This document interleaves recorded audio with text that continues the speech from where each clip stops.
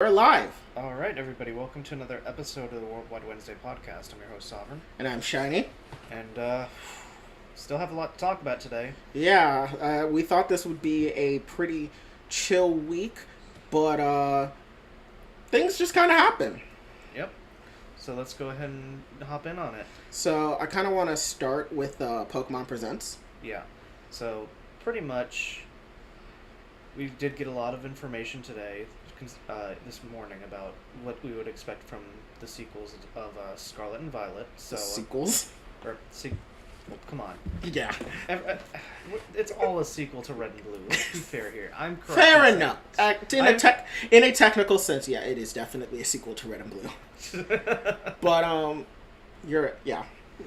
So, first thing that I want to point out, of course, is the reveal of this generation's gimmick, which, death to Dynamax forever, please. Well, yeah, at this point, I am convinced that we're just gonna get regional gimmicks from now on. I figured that Dynamax would be on the way out, considering the lore of Dynamax was very Galar-centric, just as how the lore of Z-Moves was very Alola-centric. But thankfully, it looks like they're gone because, oh boy, did people hate that mechanic. Yeah, I think Dynamax got hated on a little bit too much because they were pretty balanced. No. For the formats, they were balanced around. Not 6v6 Smogon singles, but 3v3 Battle Spot singles and 2v2 VGC / Battle Spot doubles. It was balanced. It still was not fun. I had some fun. There is nothing more fun than just completely dicking over a Dynamaxed Mon that you knew could sweep your team because you just had proper, planning. Oh god, so in Series 12, there's, the weakness policy Solgaleo set. Yeah. So I would frequently lead with Tornadus and Gastrodon, and I would use Yawn, and then I would max guard on the Thunderous, so then he can't use Max Lightning, and he still falls asleep. And then you get to kill him! Starts like that. Or using Magic Bounce Parting Shot on Hatterene to completely just dick over Dynamax Mons. So, yeah. Yeah, it was just not fun for me. Honestly, it's everything, that people can tolerate about Z-moves, but just amplified to an unbearable level. Thankfully, they're gone now. Yeah, now we have a Terrestrial, right? Yeah. Which pretty much gives Pokemon the ability to identify as whatever type they want.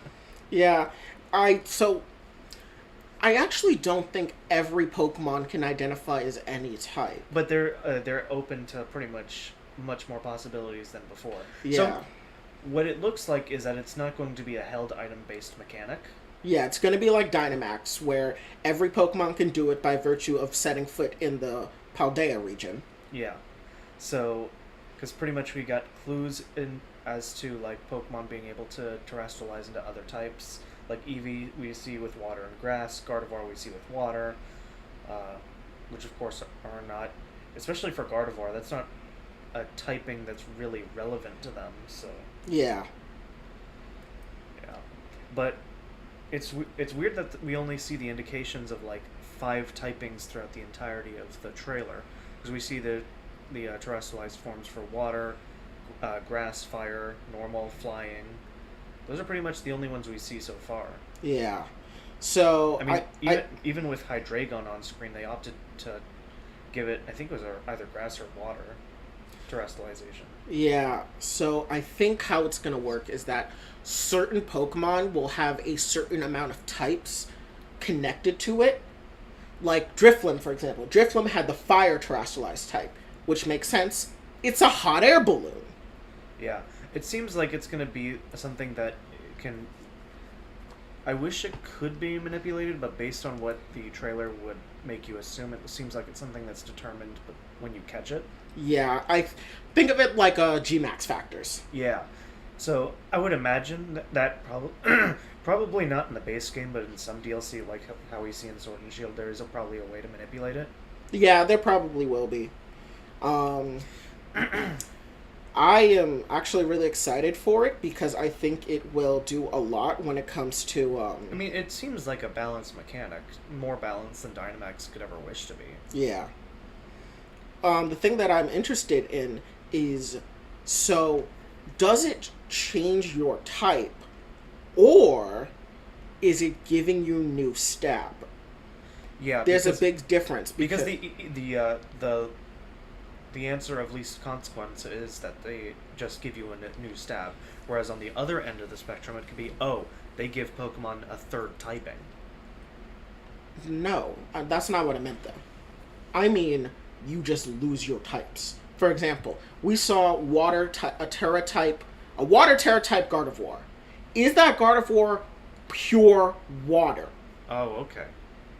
Because what I'm thinking, based off of how the Pokemon website describes it, I think it's that your Terra type will override your normal type, and you will still get stabbed for your regular type. But your Terra type will be the type you take damage for. Yeah, we'll have to see, because adding different typings might be confusing, but who knows? Who knows? Yeah, I want to... Where is it? I want to read what it said, because it's pretty interesting if it is the ability to change your type, because that's actually pretty fucking scary, all things considered. Because imagine you switch in a Toxapex. So think of it like this: Toxapex comes in, you have a Lando. Toxapex's Terra type is flying, and you're the Landorus that runs U-Turn, Earthquake, Stealth Rock, Toxic. Pretty common set. Your Tyranitar died, and it's now Toxapex v Landorus. Toxapex's Terra type is flying. You're fucked! Because what you expected to be a water ground type is now a flying type that still gets water stab. You're fucked! You can't win! Yeah. When you bring up legendaries, actually, it almost makes me certain that you can have a way to manipulate it post-catching the Pokemon, the form that you get to terrestrialize to. Because, I mean, with legendaries, imagine trying to manipulate the Terra types on those. If they make it to where you can only manipulate it when you catch it, that's going to be really infuriating for legendary captures. Oh, God. So... Do you know what I'm scared of, though? What? So, what Pokemon? So I'm just thinking of the abilities that cancel out pre-existing types being abused. Levitate, Water Absorb, Flash Fire, Motor Drive, abilities like that. I'm afraid of those, because if given the right combinations, some Pokemon become nigh invincible. Shedinja. No. Oh, fuck. Oh, fuck. Yeah, that's almost... Oh, God! Yeah. Oh, God, especially if as a Terra type is normal. Oh, God. If Shedinja gets a normal Terra type, and Terra types work where it overrides your original type, that's busted! Shedinja goes to Ubers. No, fuck that. Anything goes. Shedinja gets banned from Ubers with its Terra type. We'll have to see, because, again, this... So, the only complaint I have, because, like, we're 3 months away from the game at this point, we still barely know anything. I mean, mind you, we probably won't get, like, the full Pokedex unless it's leaked, which I think it already has. The full Pokedex hasn't been leaked, but a decent amount of Pokemon concepts have been leaked. Yeah. As in, there's a leak that an ostrich Pokemon is going to be in the I think game. the returning Pokemon have been leaked, though, right? No, I don't believe all returning have been leaked. I could have sworn I saw a leak of that nature. But anyway, let's go to the information that helps confirm that the leaks are true. Paldean Wooper. Yes, a poison ground type, our third one, and the newest one since Gen 1. We haven't had a poison ground type since Nidoking and Nidoqueen. Yeah. Yep. So, Paldean Wooper, I'm excited for because Wooper is one of my favorite Pokemon. Yeah. In the leaks, didn't it say that it's going to get a split off evolution? Yes. Yeah. So it's which I'm very interested. So we're not even going to get Paldean's Quagsire. We're just going to get a brand new Pokemon. Yeah, which is interesting considering that one of the abilities for Paldean Wooper is Water Absorb. So it's a ground type with a water immunity. Yeah. Which is actually really cool. Because, I mean, it's a swampy Pokemon, so... Yeah. So, the description on the website, some people are wondering, because it said that if you see poison Pokemon, it could mean a Paldean Wooper is in the area. Some people are theorizing, what if you encounter pre-poisoned wild Pokemon? That would be cool, but I don't see it happening. I don't see it happening, but if it does happen, I would really welcome it. Yeah. Because it would just be a good environmental change, and hey, makes your life a little bit easier trying to catch a Pokemon. Yeah, true. But I would, yeah, well, maybe. Yeah. Then we have Fido. Yeah, people are going to be going over after that one like crazy after the whole... Man, really, people just abandoned Lechonk immediately after they saw Fido, huh? Yeah, I mean, come on. It's an even better pun. It's a pure fairy type with the ability Own Tempo. Yeah, I'm surprised that it was fairy, but it's a dessert-looking Pokemon, so I mean, yeah. You gotta follow the trend of alchemy, I guess. Someone was saying it better evolve into fucking purebred.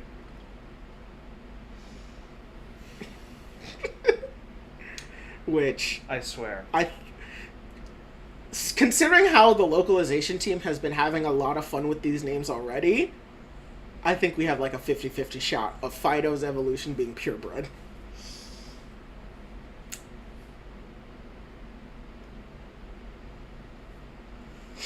Oh god! I swear, if they make the mid evolution a pun on sourdough, I'm quitting. Oh my god! It looks like a 2-stage mon. It reminds me a lot of Yamper. Yeah. So I think it'll be a 2-stage mon.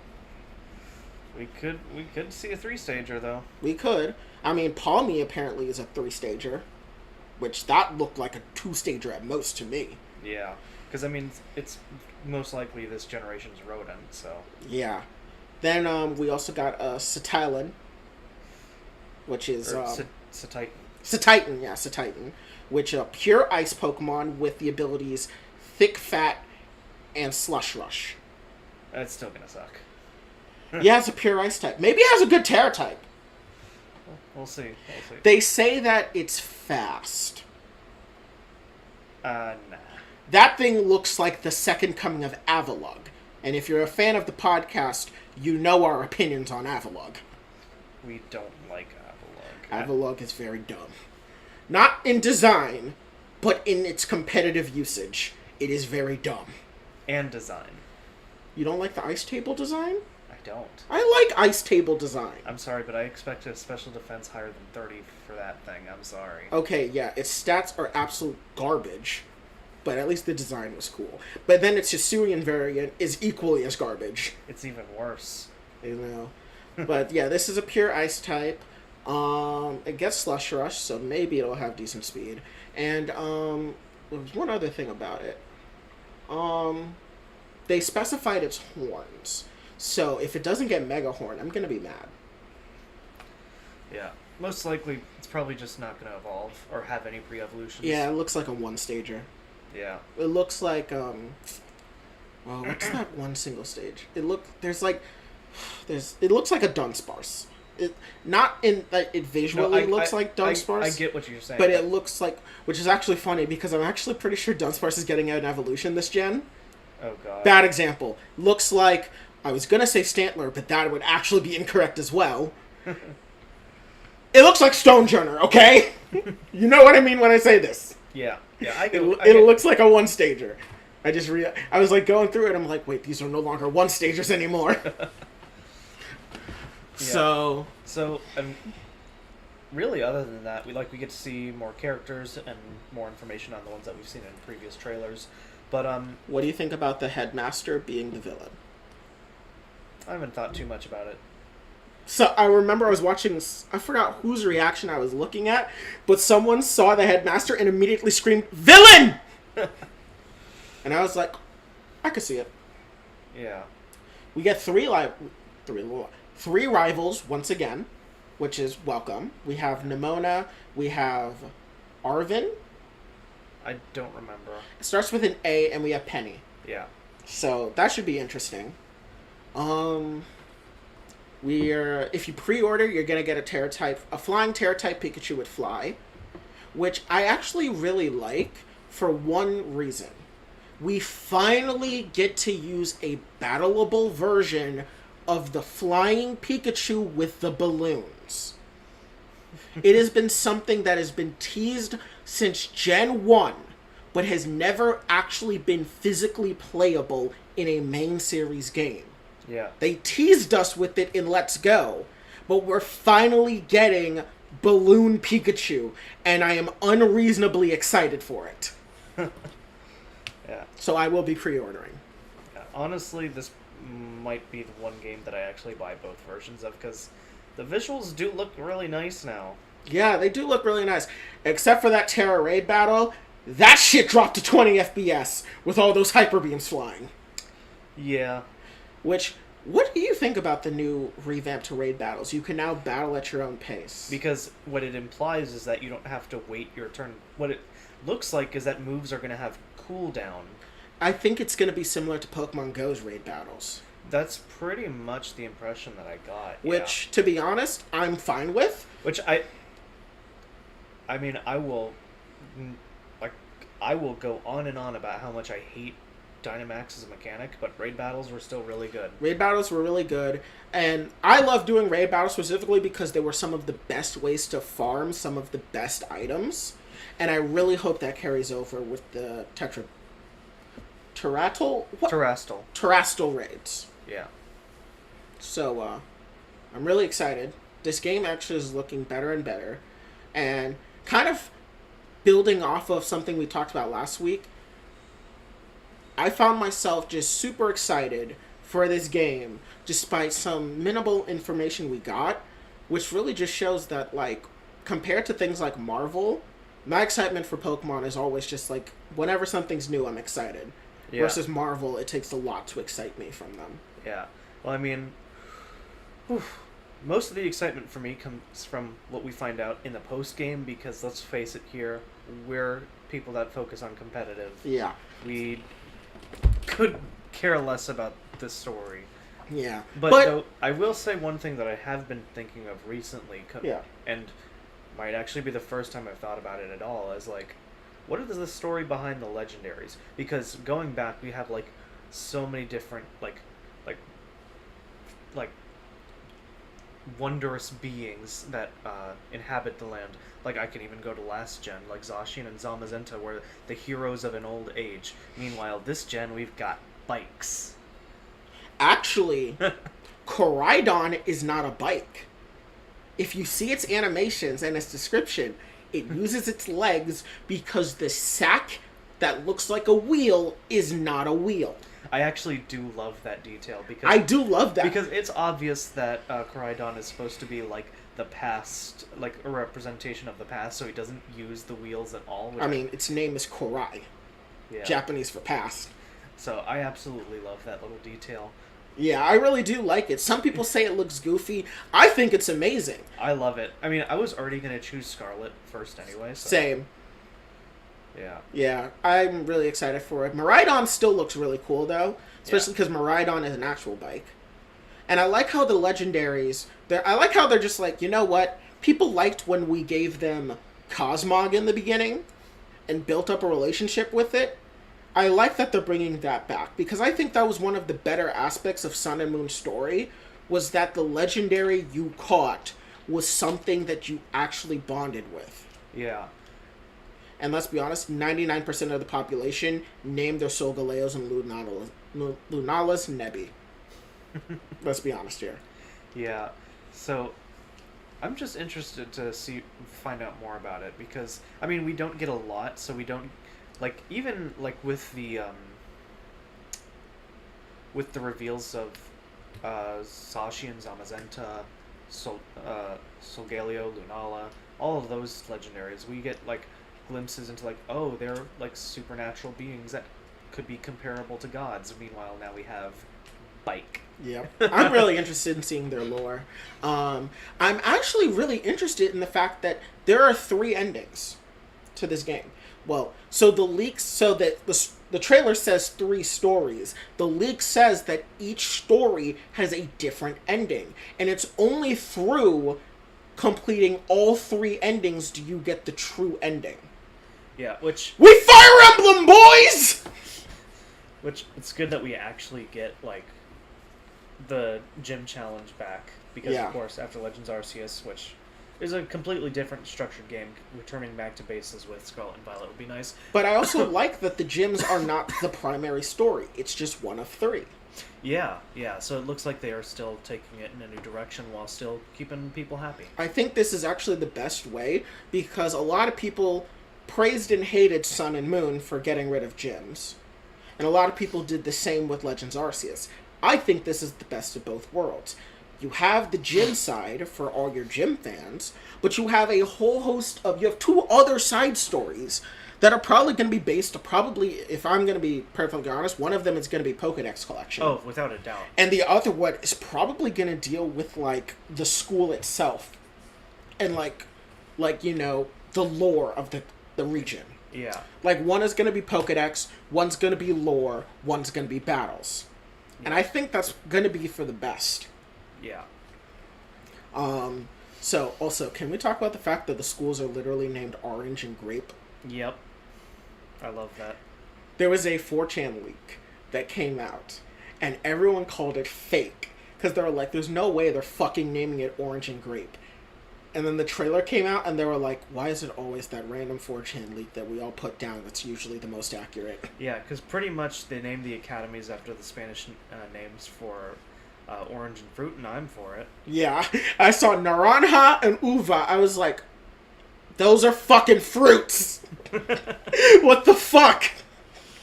But I love it all the same, because Pokemon is goofy as fuck, and I love it for it. Any final thoughts? Co-op. Co-op is looking real strong. Oh, yeah. I am really excited. I like the idea of co-op back in Let's Go Pikachu and Eevee, and I'm really glad that they finally perfected it to the point where they now allow for 4, which I'm really glad, because when I was thinking of Let's Go and Eevee, I was thinking that 4 people is like the perfect amount for a co-op in a Pokemon game, and I'm glad that we're finally showing more of it, and that it's not just like... I mean, imagine Legends Arceus being 4-player. This is pretty much probably what we're going to get. Yeah, which I'm really excited for, especially because you can even see which legendary your friends are riding. My overall final thoughts, I was impressed with the trailer, but I really wanted more. Yeah. Like, I think we got plenty of information. Like, obviously we need to get the Terrastall phenomena revealed to the public. We needed a lot more Pokemon to be... I feel like we do, but also, remember Sword and Shield revealed, like, next to no Pokemon? That is true, yeah. And, to be honest, we were better for it. I mean, I still was hyped about Legends Arceus. I mean, they did keep the new Pokemon, like, coming in. And we probably got like half of the Pokemon revealed. We only had a third of the new Pokemon in Legends Arceus revealed. But still a solid chunk. Yeah, still a solid chunk. I feel it's going to be the same here. We definitely needed to see regional variants. But the real question is the past and future versions of Pokemon, like the leaks have been saying. Yeah, that is true. The ancient and futures, those have to be the next ones. Which probably we'll see those a month away from release. Yeah, because, typically. I mean, yeah, we're 3 months away from the game, and we still don't know that much. Either way, a good trailer, but I need to see more. Yeah. Keeping up with Pokemon news, though, Pokemon Worlds is coming back, which is good. It's been 3 years. COVID really fucked VGC, which, in a way, really shaped the VGC meta very differently than how VGC metas normally take shape. Because VGC metas develop specifically around in-person events in very unique ways. The best example I can think of is that the meta that you see at Worlds is usually very different from the meta that you see at, say, Nationals. The best example of this is VGC 2015 with the Chalk meta, where Chalk only became the dominant meta of VGC 2015 at Worlds. Previously, 2015 was actually a pretty diverse meta. But then the Japanese came during the time period of Japanese Nationals to Worlds, which was pretty short. That's when Chalk developed. So VGC now going back to Worlds is going to be very interesting for its meta development. Okay. And also Pokemon Unite and Pokemon Go are now joining Worlds alongside TCG and Pokken. Yeah, which surprising to see Pokken still alive, honestly. Pokemon is keeping that... Pokemon has been pretty good about keeping certain competitive games active. So, I'm not surprised. Yeah. But moving on, we have other Pokemon news that were... that's a big one. So, you're talking about the VGC? Yes. So, this is going to be a post-Worlds meta, but it's insane. So, we recently got the announcement of VGC 2022 Series 13, which is when Game Freak has finally decided to say, fuck it, use whatever the fuck you want, we don't care anymore. Because they have completely unrestricted all legendaries, and for the first time in VGC history, have legitimately legalized all mythicals to be available for VGC. This is huge. It's a historically unprecedented rule change. Yeah. So, Magearna and Marshadow are going to spike in usage. Yeah, so I've actually been playing in a couple tournaments on Showdown, and holy fuck, Magearna, if set up right, is pretty fucking devastating, because Soul Heart, which is Magearna's ability, activates regardless of who dies or how they die. Unlike abilities like Beast Boost and Moxie, which only activate once you yourself have knocked out an opponent, Soul Heart doesn't matter. Your opponent can die from you attacking it, die from status, your partner can die, doesn't matter, Magearna's getting a special attack boost, which allows it to snowball, especially in a Dynamax meta, where things are dropping left, right, and center. Yeah, especially with my earlier complaints about Dynamax. Yeah, this is gonna be insane. Yeah, and then there's Marshadow, which is pretty much the anti-Dynamax Pokemon, because of Marshadow's signature move, Spectral Thief, which allows it to steal all boosts but ignore all. It absorbs all buffs but ignores all nerfs, and then uses said buffs in its damage calculation when hitting you.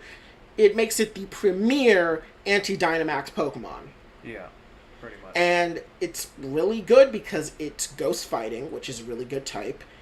It has Technician, which is a really good ability, and it's fast with a very high attack stat. Yeah, no, putting Technician with Shadow Sneak on that thing.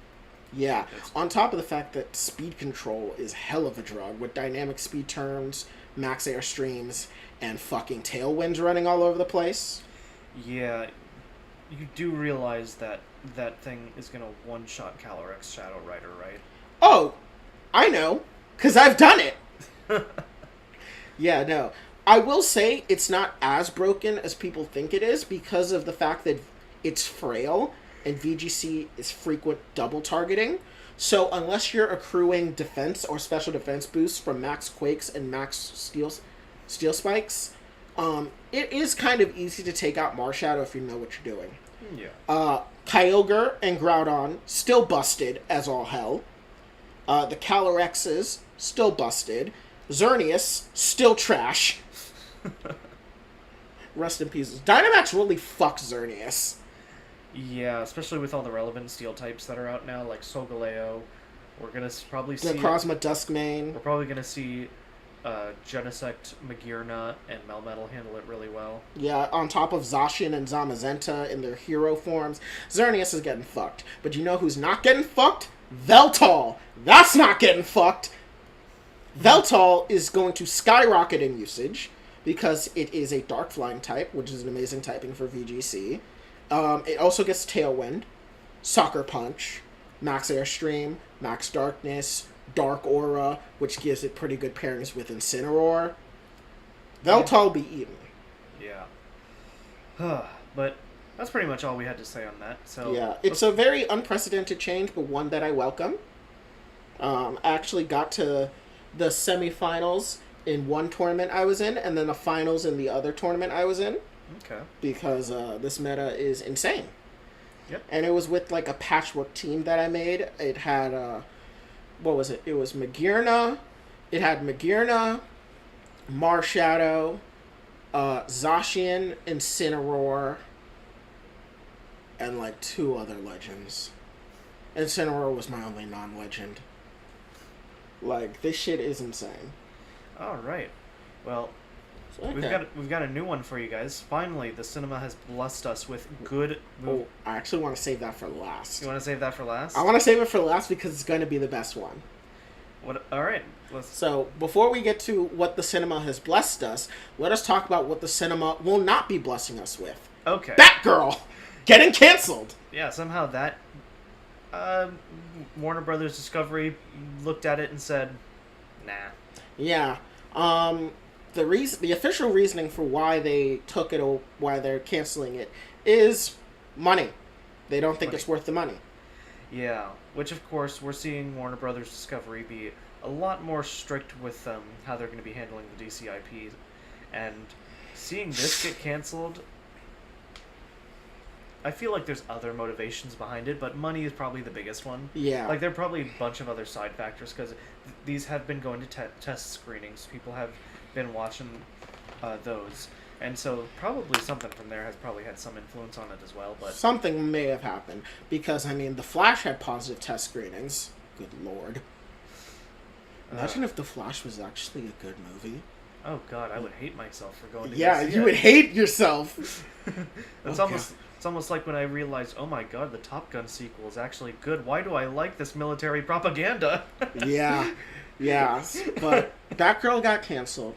And David Zaslav's reasoning for it was that it's because for a while, what's the guy's name? Something Kilar?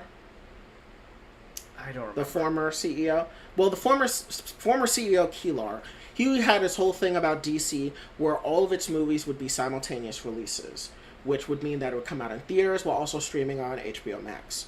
When Disney and Marvel did this, it didn't really work well because they fucked over the actors. Specifically, Scarlett Johansson got fucked over in terms of her contract deal. Yeah. Meanwhile, DC seems to have actually been better because in lieu of the fact that their contracts didn't allow for them to profit off of the streaming, DC compensated them by giving them very generous bonuses, which seems to have placated a lot of the people in agreements, and so far DC hasn't had any lawsuits in regards to the simultaneous streaming. But Zaslav believes that that's not going to cut it. He believes that DC movies should be spectacles, witnessed in the theaters first and streaming second. And for that reason, he felt that Batgirl was a project that was not big enough for cinema, but was also too big for regular streaming to be profitable. Yeah. So, which that makes sense. I mean, you probably won't have similar budgets for a Batgirl project as you have for, like, the Batman. Yeah, because this movie originally was $75 million, bumped up to $90 million due to COVID. Had a lot of stars on it. Had Leslie Jones, J.K. Simmons, Michael Keaton, Brendan Fraser. They were all on this project. The writer from Miss Marvel was directing it.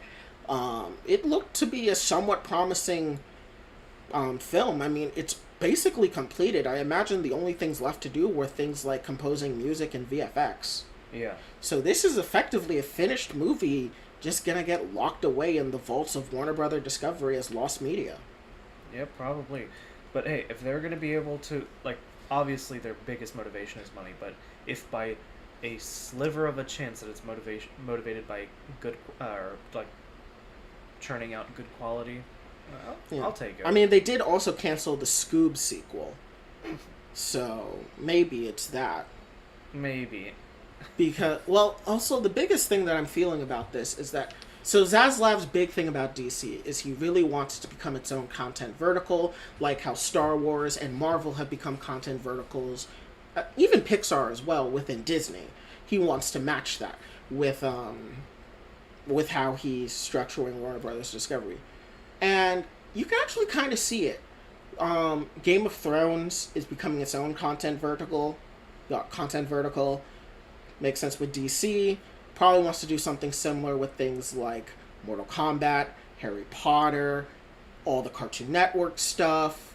I mean, they do have Warner Brothers Animation Studio on their helm as well. Exactly. So... Which, that's probably the only one they have, like, established already to begin with.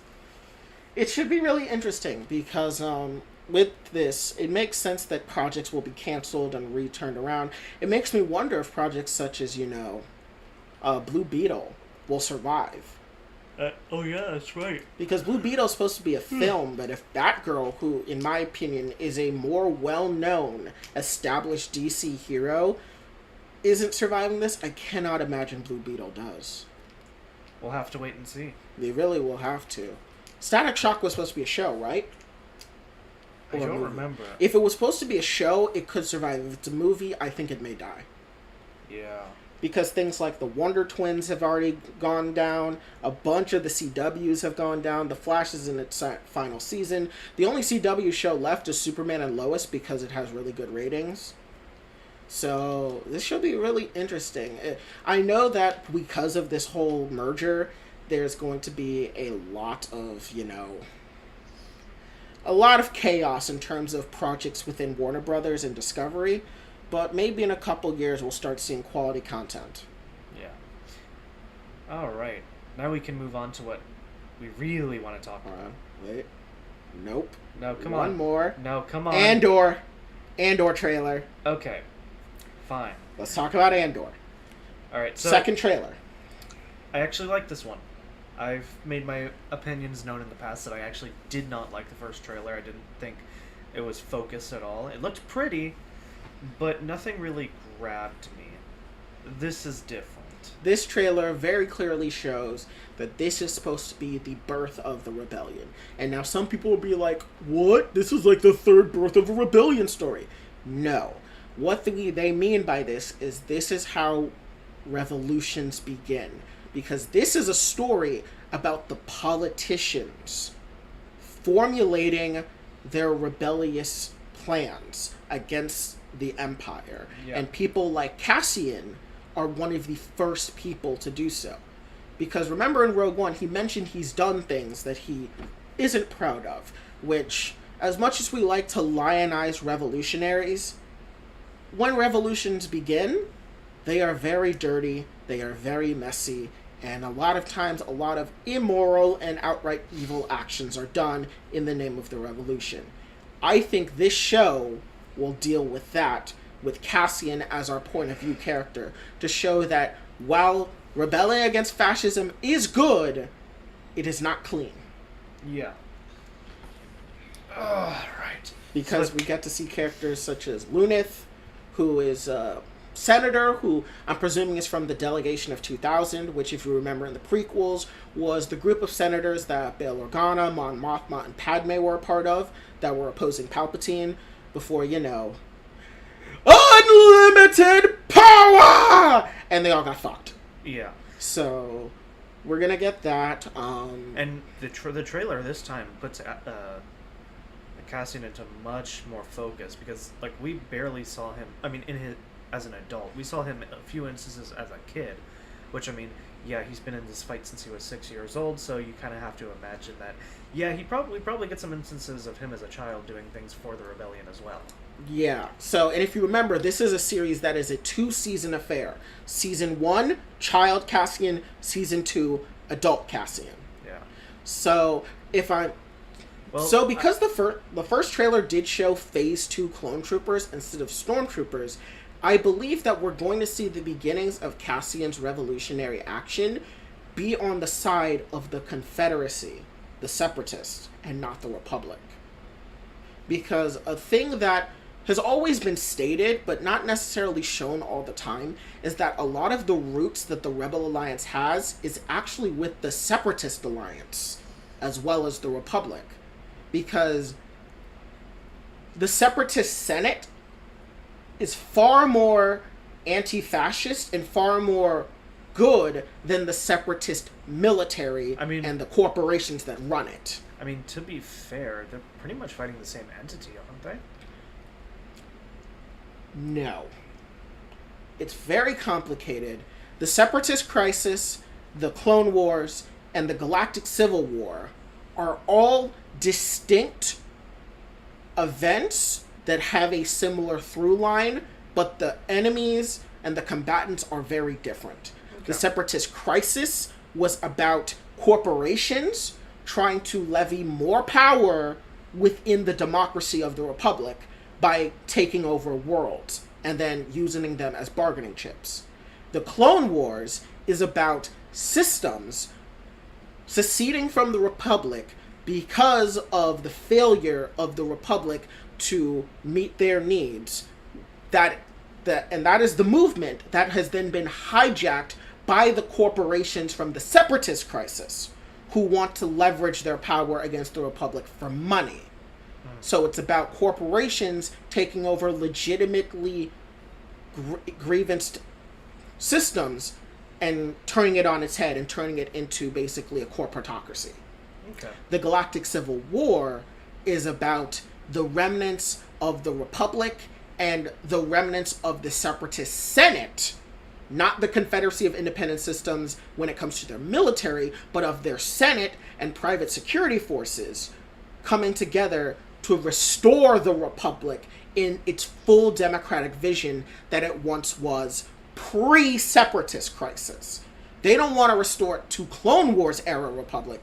They want to restore it to the era before the prequels. And that's how it all is. And that's why I believe Andor will start with Cassian on the side of the Separatist, but not the Separatist, High Council, but on the side of the senators who legitimately believe in democracy and feel that the Republic is turning into a fascist police state, which will then only be catalyzed when the Empire is a fascist police state. Yeah. I'm trying to think. Anything else in the trailer that seemed really interesting to me? Because we do get more of a look into the Empire as a whole, with Cassian in their ranks. No Force users. Which I'm sure a lot of fans are actually going to be really happy about, because let's just face it, over the past couple of years, over the past 5 years even, Force users have kind of dominated a lot of the storytelling in Star Wars and actually have made a lot of people mad about how much Star Wars is relying on them. Yeah, I mean, the biggest defender of this is Grogu's complete domination of the latter half of the Book of Boba Fett. Yeah, and also how they just misused all Force users in Rise of Skywalker. Exactly. Thankfully, we're having projects such as the Bad Batch and Andor, which will decidedly focus on non-Force users. Bad Batch Season 1 focused on pretty much 0 Force users. And while we know at least one will be appearing within Bad Batch Season 2, it's still likely not to focus on them a lot. And Andor also seems to have no Force users. I will say one last thing I do want to point out is that I'm going to reflect my thoughts from the first trailer and say that the sets look really pretty this time. Yeah, they still look very pretty. It very much gives the vibe of colonialism and imperialism. This planet is one that seems lush and fertile, and it looks like it's going to get grounded into the dust. Do they look better than the sets that we've seen in Obi-Wan? Because I'm going to be honest here, I kind of feel that way. I think they do. And mind you, Obi-Wan had pretty good sets, considering all the other sets we've had was Tatooine. Which I love Tatooine, but oh god, Tatooine. Yeah, because they look really good. I mean, there are some complaints around that the sets in Obi-Wan kind of look kind of cheap, but it is because of it's a show. Yeah. But almost in Andor, you see a little bit of an improvement there. Yeah. Almost like they had a little bit more passion going into this project, which is weird to say. I think it did, just because the Andor project always seemed to be more of a passion project. Yeah, and I think it was announced first before we even got the Obi-Wan. Andor was actually one of the first of the new slates. It was Andor, The Acolyte, Mandalorian, and Ahsoka. Yeah. Yeah, I think... It was before the Book of Boba Fett and Kenobi or the Bad Batch were ever announced.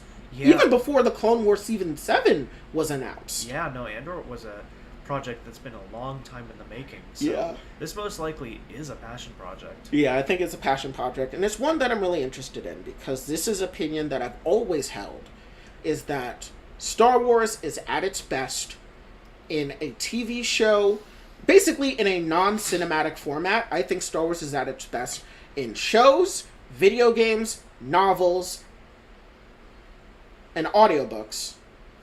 And those are its best mediums, and in terms of storytelling, Star Wars is always at its best when it's talking about the fight between fascists and anti-fascists.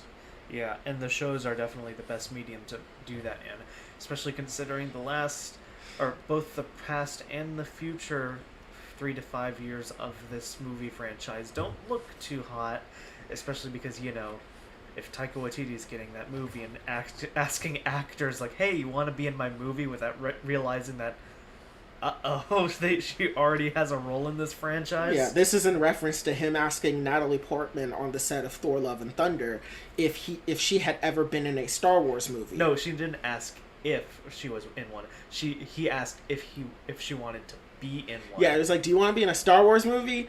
And it's kind of like, bro, she was in 3! Which also is a very concerning sign, because, the whole part of the sequel trilogy that people, like drag the most into the mud is they had no plan.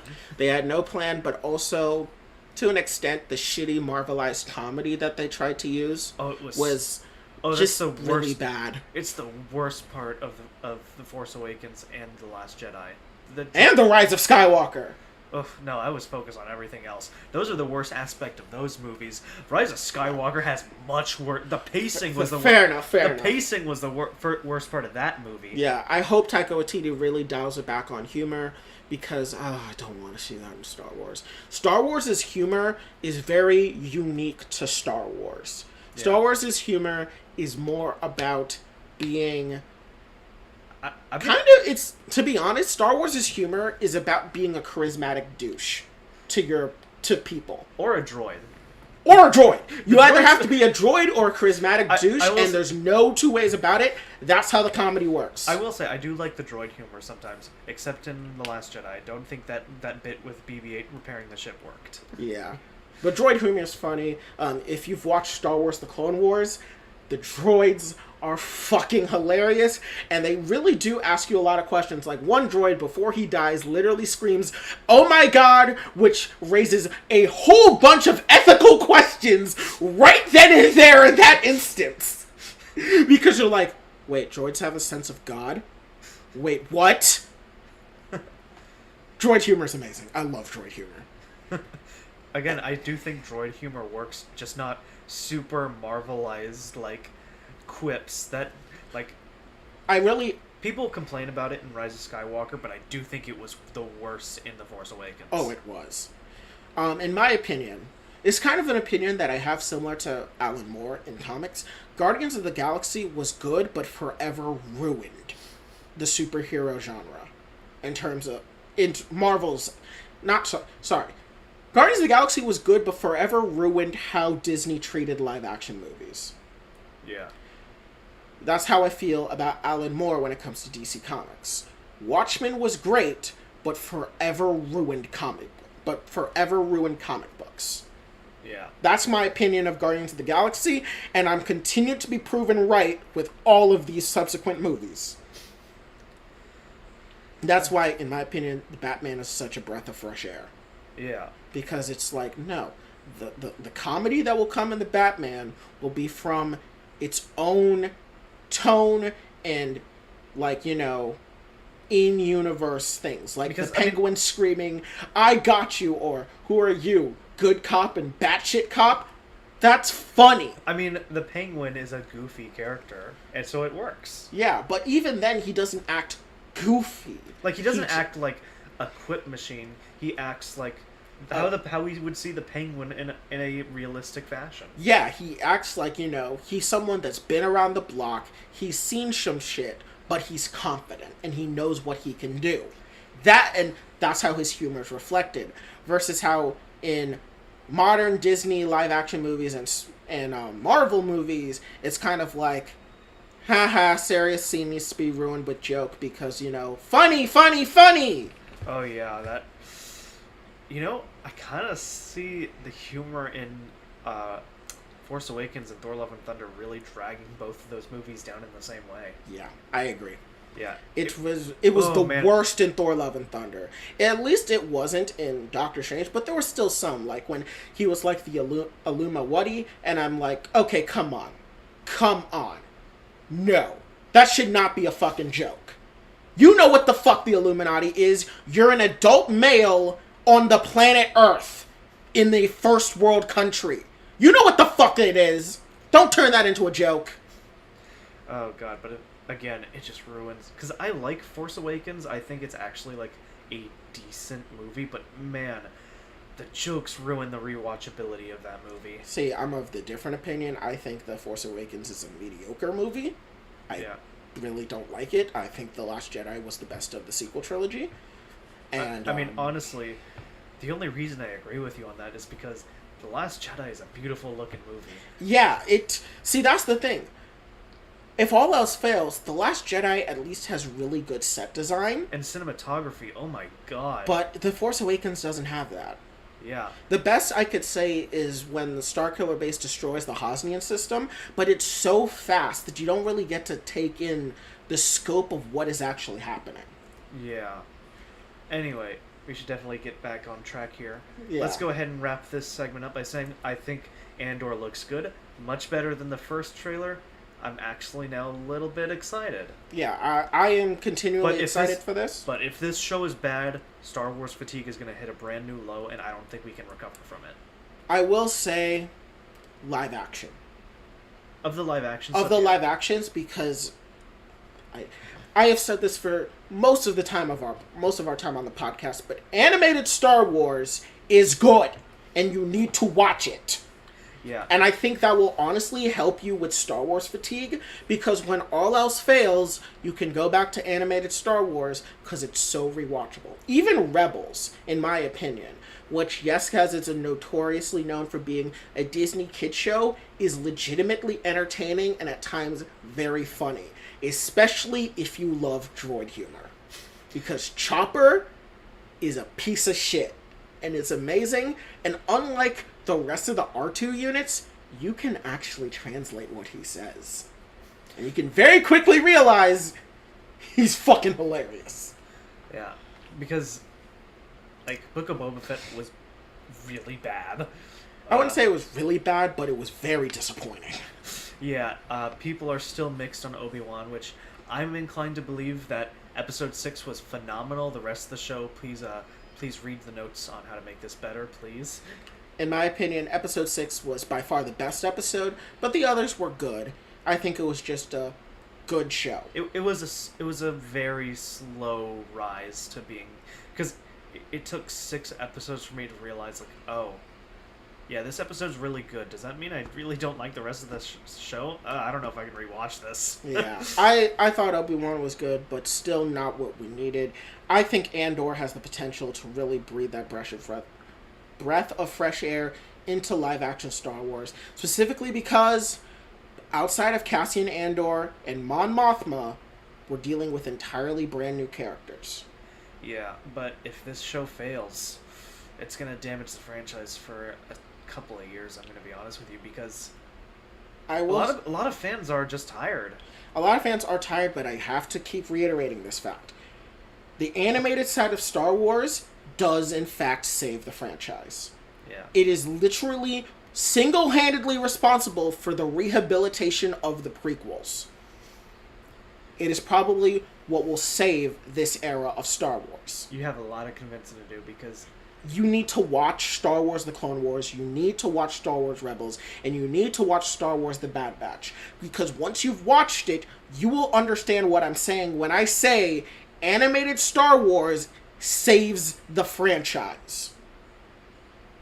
It really does. Alright, I think that pretty much wraps up everything on that topic. Now we can move on, because we need to talk about this, because let's just face it, cinema has been dead for a couple of months now, not bringing out any bangers whatsoever. We've been complaining and complaining and complaining on the Marvel side, but now we talk about legitimate films here. let's go ahead and talk about Nope. Nope was amazing.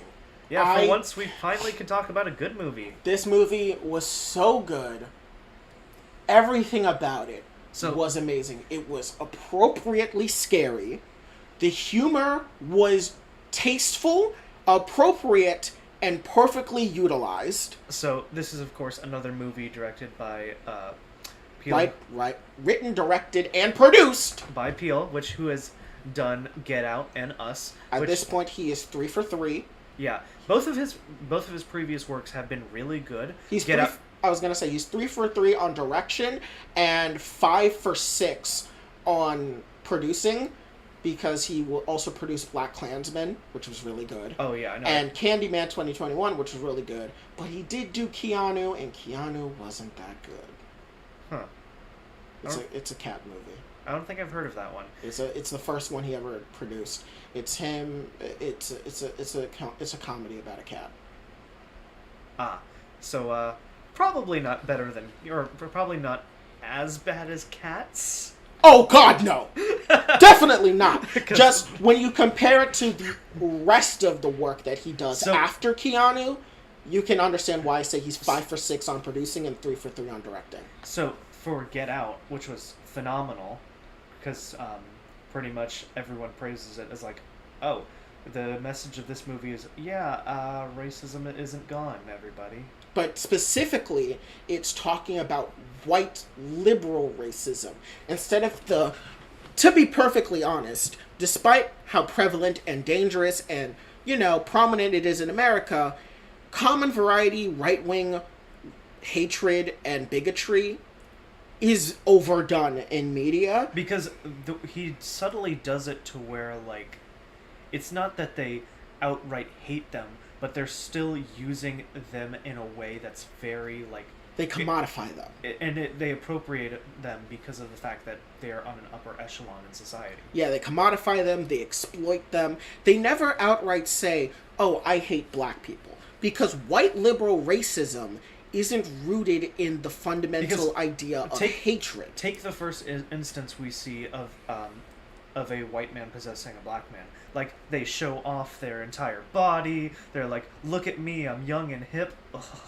I'm sorry, that was so cringy to hear myself say. But you get where I'm going. Yeah, it almost is like a renewed sense of confidence he has from being black. It's obvious that, this is a way of them to still take advantage of him, and it kind of sheds a light on or the one woman that had Andre as a basically a sex slave. Yeah. Where she doesn't hate black people, but she sees black people as objects to pleasure her, which is a very different kind of racism from your standard cross-burning KKK member. And then you have Us, which is more of a critique on class. Yeah. A lot of people keep saying that all of Jordan Peele's movies are race-based, which is factually incorrect. Yeah, because the family in Us just happens to be black, but it actually has no impact on the plot as a whole. It's more of their relation to other families in the movie that is the hook for that movie's message. I was going to say, a lot of people say it's race-based, particularly because of an interview he gives, which people have just been misinterpreting. Someone said, will you ever cast white protagonists in your horror movies? And he says, no, I've already seen that movie. Which, that's a really good one. Which I mean, obviously what he's doing is to offset the ratio of white to black leads. Yeah. Which it's really good because he does it again in this movie in Nope, and it works. Yeah, and even their race doesn't even play a role in the movie to begin with, because really this isn't a race-based movie like in Get Out. It's just a extraterrestrial horror movie. Yeah. Us was mainly about classism, because if you remember, what's the name of the family? Oh man, it's been a while. It was... Because you have the lead family, and then you have the white family, which they're contrasted against. Yeah, but the thing is that they're both solidly middle class to upper middle class. Like, because the lead family is like upper middle class, but the white family, they're borderline upper class. They're borderline upper class, but they're still upper middle class families because they still like go vacation out by the lakeside in their cabin. Yeah, they have a fucking lakeside cabin and they have a boat. Yeah, it's a smaller boat, but most black families don't get to own that shit. Yeah, because like it's contrasted. Like, oh, look at their boat, look at their car. And, like even with the... But you look at their stuff. Like, look at the lakeside cabins that they have and compare them. You have a nice, like, well-lit, 2-story, like, house. And then you have, with the lead family, more equivalent of, like... a 1-story cabin. Which, not a bad cabin, mind you. It still looks really pretty. But still far more expensive than a lot of shit people can afford. Exactly. So, it was far more about classism... and it just happened to have black leads, but their race never factored into it at all. Yeah. They never comment about the fact that they're black people in this apocalypse. It's, no, we just happen to be black. Now, let's go ahead and get into Nope. So obviously... Oh, God, yes. Now, there are a lot of messages in this movie. I will say the biggest one, without a doubt, is obviously entertainment's, like, need to commodify... like tragedy. I actually don't think that's the main one. Really? I think in keeping with the theme of exploitation, this is about the exploitation of animals. I believe that is the main theme. Which is why... Also, a lot of people have been saying, like, this movie, its message isn't that clear, so it can lead to a lot of people interpreting it in different ways. I see where you're going with that. I think it's about the exploitation of animals, considering the 2 parallel plots that run. The past plot line of Gordy the chimp and the current plot line of Jean Jacket the UAP. So let me jump on your wagon here because I can see where you're going with that, considering that you have the main runner of the circus who is like, oh, I'm going to try to tame this beast right in front of everybody's eyes, and ultimately he gets punished for it. Yeah. Or mainly it's in the sense that if you think of it like this. So in the beginning of the movie, you see how the horse is treated. Yeah. The horse is not respected. The horse is just there to make the commercial, look cool. But once they realize, oh, the horse is testy, they just push a CGI horse in. Versus, so that's one aspect of how animals get exploited. They're not respected. Yeah. Then you go to Gordy.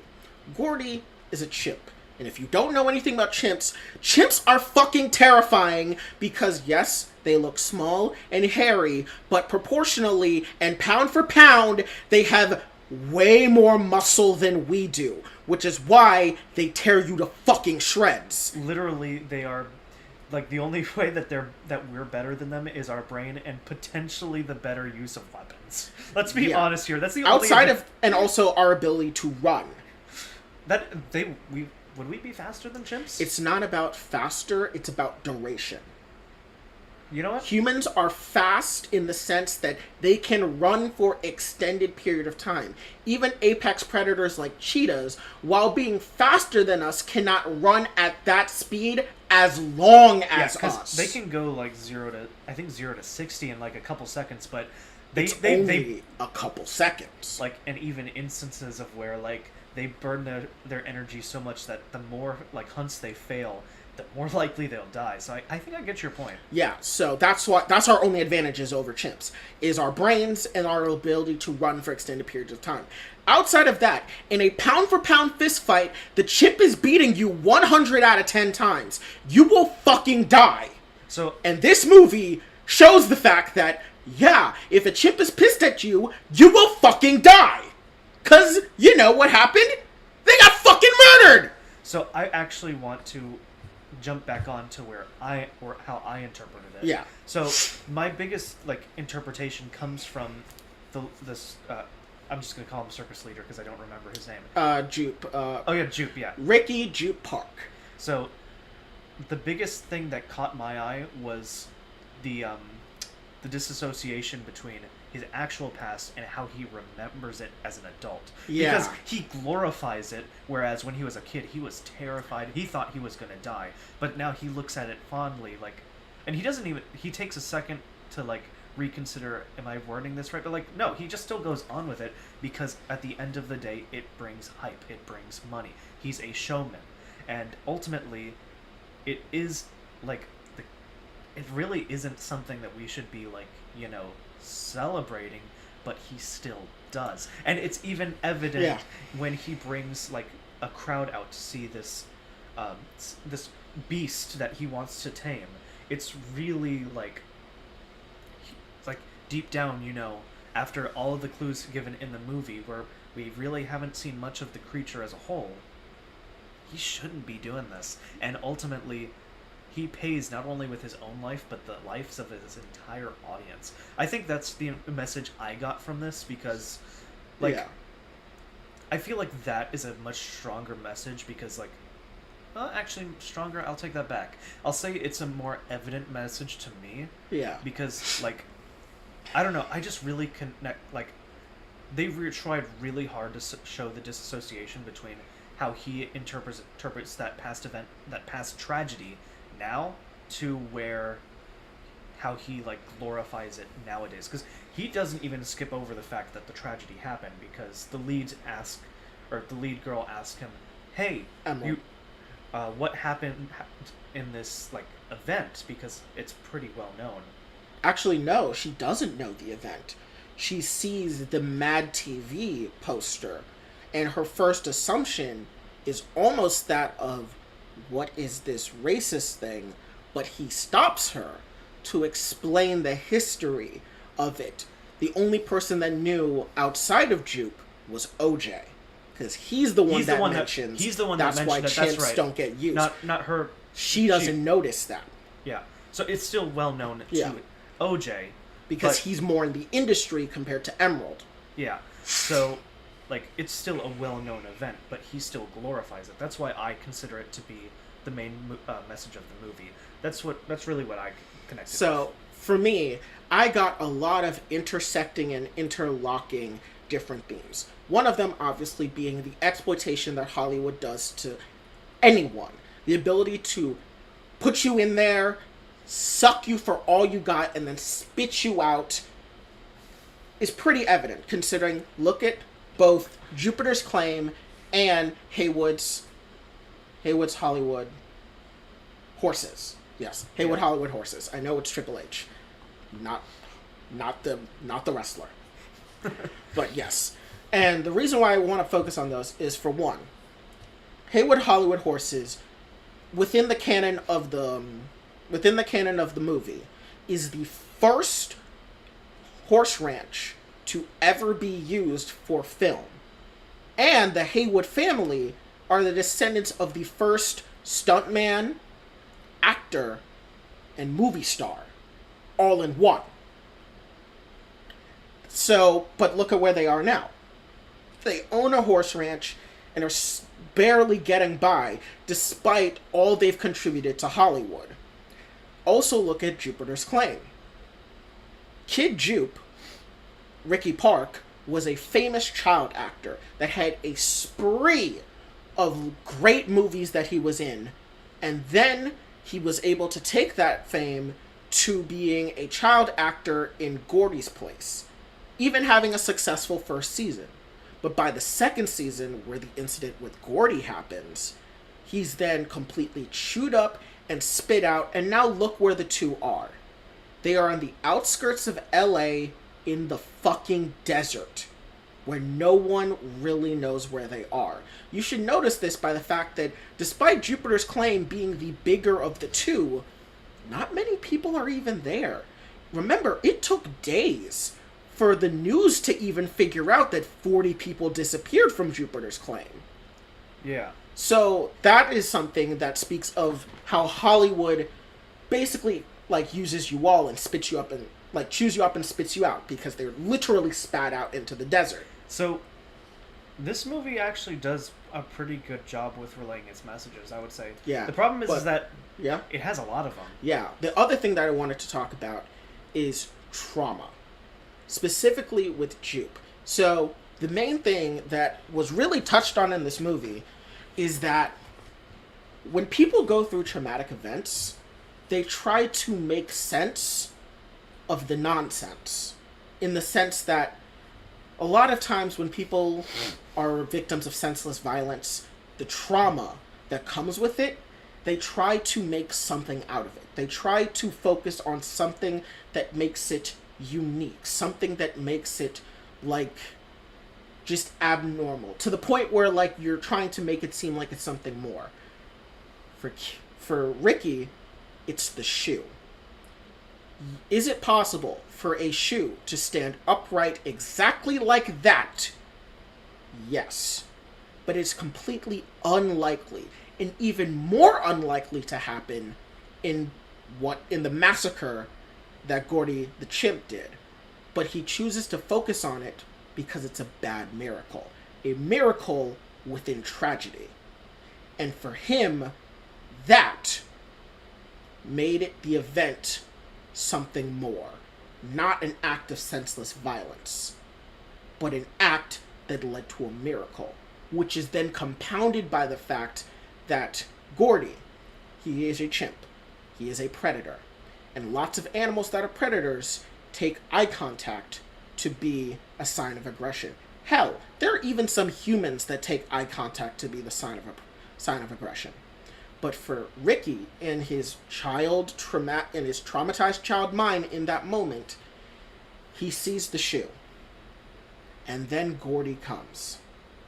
And instead of attacking him, Gordy takes his bloody fist and extends it for their iconic exploding fist bump. For Ricky, that is even more. That despite all that happened, this event shows that he has something special. Because why him? Why did he live? Why didn't he die like the rest of them? Well, why did Gordy spare... Hold on, wait. Why did Gordy spare him? But the reality of the situation is just that. It's still nonsense. He was making sense of nonsense. What actually happened is that the shoe, in a 1 in a million chance, happened to land like that. Gordy doesn't kill him. Not because of anything special about Ricky, but because he's staring at the shoe and not in Gordy's eyes, and there's a tablecloth blocking Gordy from making direct eye contact with Ricky. Yeah. That's why he survived. But in his trauma-addled mind, there's something special. So when he meets the alien jean jacket, he thinks the same thing. He fed it a horse, and he lived. And for 6 months, he lived. He thinks he has the same connection with Jean Jacket that he had with Gordy, because Gordy didn't kill him, and Jean Jacket didn't kill him. But then it happens.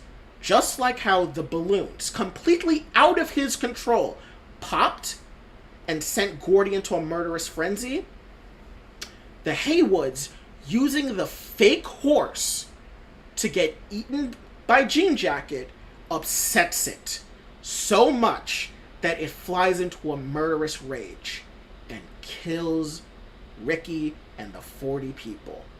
Not because Ricky had any special connection, but he tried to tame something that was untamable, and he thought the things that were out of control were in control. He could not have stopped Gordy from killing those people so long as those balloons existed. Just as how he could not have stopped Jean Jacket from killing those people so long as the Haywoods fed it the fake horse. That's what I see. Yeah. The sense of the nonsense. This movie really does lead a lot into interpretation. Because obviously, like, our interpretations of the message are completely different, but still valid. Yeah. So I think that's because you're absolutely right in how he is commodifying everything. Yeah, and it's completely different to what actually happened, the way he presents it. Yeah. So, but that's a strong point of the movie, and also a bit of a weak point in a sense. Now follow me on this, because ultimately this movie is fantastic. Yeah. Yeah. The setup is really good. The payoff for realizing, oh, it's the ship that's alive is really good, because obviously it sets it up like, oh, it's a flying disc in the sky, which means oh, UFO. Immediately goes to your mind like that. Like, I whispered to my sister when I saw it. I think it was the third time we see it fly over the ridge. I whispered to my sister, I think it's alive. And lo and behold, I was right. Yeah, but I would say that it struggles because its message isn't clear, but it's still good that it's open up to interpretation. I think that's why I think Get Out is slightly stronger, because it has one message, it relays it really well, but this movie, it's a little bit more open. Yeah. Which, in a sense, makes it a little less, like, audiences are going to leave the movie feeling different, like we did. We both saw the movie separately, and we ended up coming out of it with different interpretations of it, which is cool. I like that. And this is all only focusing on our, I guess, pseudo-antagonist in Jupe. He's not really an antagonist. No, he's not really an antagonist. He's more of the instigator of the main problem. Yeah. As it's him feeding Jean Jacket in the first place that causes it to stay within the Haywood area. But a funny thing about that is this. So, Jupe owns Jupiter's Claim. It plays music. Jean Jacket was always staying at Jupiter's Claim. But what changed that caused Jean Jacket to stay around the Haywood farm? When Emerald played music that night. Yeah. It changed. Because most apex predators are creatures of habit. Jean Jacket is also a creature of habit. It heard music, it looked for food. But it heard the music elsewhere. Hence, why it stayed at the Haywood farm. Thus, kicking off the plot. Because as we saw when OJ was first investigating the shit that Jean Jacket was doing, he noticed the music and the lights from Jupiter's Claim, but didn't know what that meant. And to be honest, I don't know if he ever figured it out. Yeah. Yeah. Honestly, this movie was really good. I'm not gonna lie, because I'm trying to think, what, like, aside from the message that it's trying to convey, what other strengths of the film did you see? I mean, the acting... The abduction scene, holy fuck! The realization that the sound coming from Jean Jacket is the screams of the slowly digested victims was horrifying. Oh, and then the way that when it gets on top of the house and just everything spills out. The blood and the inanimate objects, but also the fact that you see the woman get slowly pushed up its digestive tract and then sees the horse and screams. And you hear everyone, 40 people, screaming as they're being slowly digested, and then right as it sets above the Haywood house, crunch and silence. And then what makes it even more scarier? It's raining. But the Haywood house, it's raining blood. Oh yeah, no, the imagery on the, like, the blood-filled window was really good in my opinion. Like, that was fucking amazing. Like, that's probably the most realistic, like, use of blood I've seen in a horror movie. It was really the raining blood, the way that Angel and Emerald are just sitting in the house, scared shitless, unflinching, refusing to move. Also, was perfect. Did you expect the store technician to be just a one-off character too? I knew he had to have had a major role because I saw a poster and I saw the actor on the poster. Oh, okay. So I assumed he had to have a bigger role. But were you surprised by how big of a role? Yes, I was surprised at how much of a role. I knew he had to have a role because he was one of the 4 people that he was one of the 4 people that got a poster, but I didn't realize he would be that important.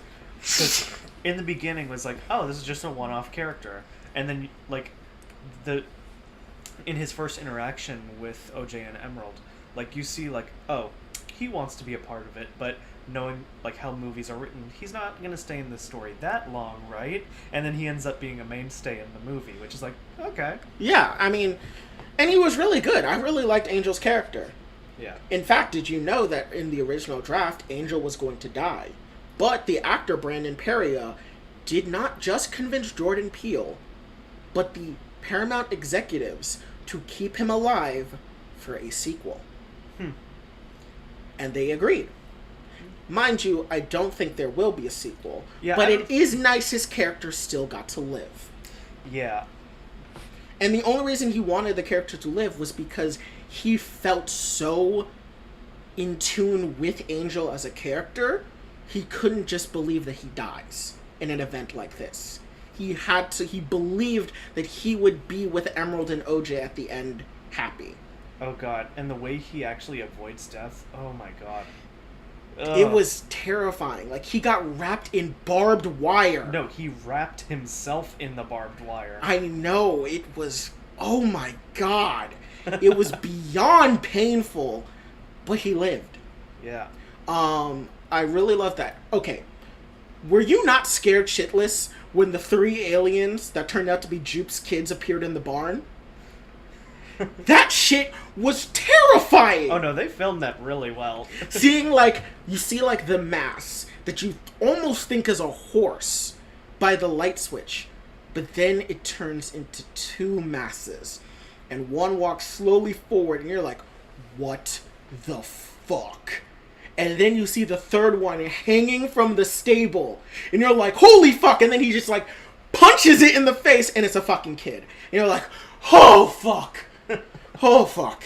No, this movie, it actually, like, it handles its horror aspects really well, because like I said it last week, I don't like horror, but I do like psychological thrillers, and this movie, it's somewhere in there. It's a horror movie through and through, in my opinion. But it avoids the tropes really well. A lot of people say this is the Jaws of the sky, and I am inclined to agree. You know what? Yeah, I can see it, yeah. One thing that I also really loved was even just the subtle interactions of the characters throughout the story. Like, OJ brings up the buyback program, but Jupe immediately jumps on the ability to talk about the Gordy story, in which some could read it's about him wanting, like, unhealthily processing his trauma. But then the realization sets in, he can never promise the buyback program because the horses are already dead. Because for 6 months, he fed the horses to Jean Jacket. And that's also why he wanted to buy the ranch, because then he would have full access to a food supply for Jean Jacket. Wow. Yeah. That's why he jumps on it. It's a double whammy of, yes, Jupe cannot process his childhood trauma in a healthy way because he's a child actor that was chewed up and spit out by Hollywood. But also, he's guilty. He feels guilty. And in my opinion, that's why he invited them to the show. Because he remarks that this is the first show he's done, and that he wanted it to be a small affair of family and friends. That's why he invites OJ and Emerald. Because he considers them family and friends, but I also think it's out of guilt. He's been killing their horses, but he thinks that if he can just show them what he's doing with the horses, that they'll understand and they'll join him. None of this is explicitly stated, but is perfectly conveyed throughout the narrative. Yeah, you're right. You're completely 100% right. I love that. It was amazing. Also, we need to talk about the cinematographer Antlers. First of all, his name is fucking Antlers. But also, his character was really interesting. Because throughout the movie, every time you saw him, he was basically just... he was editing film of apex predators. And the shots were increasingly more violent. Increasingly more close. And when she said the impossible shot, that's when it clicked for him. That's when he realized, wait a minute.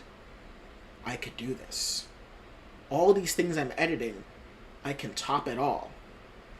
And then he gets out there. And then you realize subtly, he's dying. He's a dying man. Because you see him pop the pills. He's a dying man. And that's when you see the decision he makes to get the impossible shot, but to kill himself. Because in this moment, he realizes that the art that he wants to create is so beautiful, it is not one that humanity deserves to see. And so, he kills himself for the ultimate art. He knows it's art. He knows it's revolutionary. But he knows, because he works in Hollywood, that it should never be seen. It was truly art for the sake of art. And that's why he died. Another narrative, completely woven throughout the narrative, but never vocally stated. Beautiful. This film was so good. Yeah. And can we talk about Jean Jacket the monster? Just so many different things. Like, there's so many debates about whether it's an alien or a prehistoric creature. So, in my opinion, I'm inclined to believe that it's just a prehistoric creature, because it's something that could easily hide away, and there's no, like, indication like it's a foreign entity. Yeah. I am 50-50. Narratively speaking, I believe it makes more sense that it is a prehistoric animal. Reason being is that its mannerisms are similar to that of Earth-based apex predators and Earth-based animals. OJ's experience working with horses is his key to survival, as well as Antler's previous knowledge of working with apex predators helps them develop the plan to stop Jean Jacket. If it was an alien, I highly doubt its mannerisms would be one easily comparable to that of Earth-based animals, which is why I think it's not an alien. But, however, the title of the film is called Nope. And while, yes, the characters do say nope in regards to, I'm noping the fuck out of here because that's a fucking monster and I don't want to deal with it, it's actually an anagram stating not of planet Earth. Which could mean it's an alien, because what would be an alien be if not from planet Earth? Not of planet Earth. Yeah. Either it's a really good red herring, or Peele had way too much fun making this movie. Oh, he definitely had way too much fun making this movie. In fact, when Jupe says, in 1 hour, your life will forever be changed, 1 hour exactly is left in the film. Oh, that's funny. This movie was insane. Also, the design changes. Just the way it envelops so many different things. When we see Jean Jacket, when he arrives at Jupe's, he looks like a cowboy hat. Like the one he wears. And it's kind of funny when you look at the poster for Steven Yeun. He wears the cowboy hat, and it's almost consuming him. Almost like it's foreshadowing how Jean Jacket will come to consume him. But it looks like a hat. But also, when you see it in its true form, it looks, and follow me on this, people, it looks like a vagina. And I am not joking. In all sincerity, I think Jean Jacket is meant to look like a vagina. If you see it in its true form, it very much looks like it has ovaries in the top when it's flailing, the middle and its outstretched parts almost look like fallopian tubes a bit. The inside, when you're going inside, when you see going up the crevice, it kind of looks like vaginal walls. And also the various names and way it looks. Like when it's shooting out its eye, it's in the form of a box, which is slang for vagina. And just when it rains blood, it's like a period. And remember, when it swallowed the horse, it had a trail of flags coming out. Like a tampon. Yeah, that's stuff that I didn't even think to consider. That stuff probably alludes to another message that we might have missed, maybe. Yeah, and maybe there's some commentary about femininity in there that we're not getting. But I definitely noticed a lot of vaginal imagery. there are too many hints that you've described just to be coincidence. There's got to be some hidden message in there. There has to be. And also, there is a poster for the movie that is a straight-up vagina. And you cannot convince me otherwise that it's not a vagina. You should say ovaries, because that's probably a little more, like, accurate. No. Or more, like... No, it's a vagina, but not in the sense of you're looking at a vagina like how you would look like at one when you're having sex, but one that you would look at if like you saw a health textbook. Like an anatomic... An anatomical diagram of a vagina. That's what the poster looks like. The imagery that you're describing would probably be more, like, accepted if you said ovaries. I'm just going to say that. Yeah, but it shows more than the ovaries is the thing. That's why I say vagina, because vagina is the whole thing. It's the whole thing, yeah. But when I say, like, we're speaking on the podcast and you want people to understand what you're saying, I feel like saying ovaries might be a little more digestible. Yeah, it has ovaries, it has fallopian tubes, but it looks like it just has a lot of vaginal imagery that I refuse to believe is coincidental. Yeah. It was very much intentional. Yeah, because... Also, someone even pointed out the fact that the way that, in the end, when it dies, the way it dies is when the balloon goes into it, it goes finger first.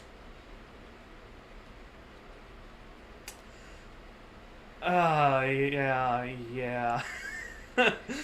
Like, there's too much vaginal imagery that it can't be coincidental.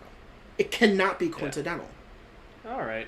Well, any other final thoughts? I mean, honestly, I'm going to give this movie an 8.5. It was really I'm giving good. it a 9 out of 10. Yeah.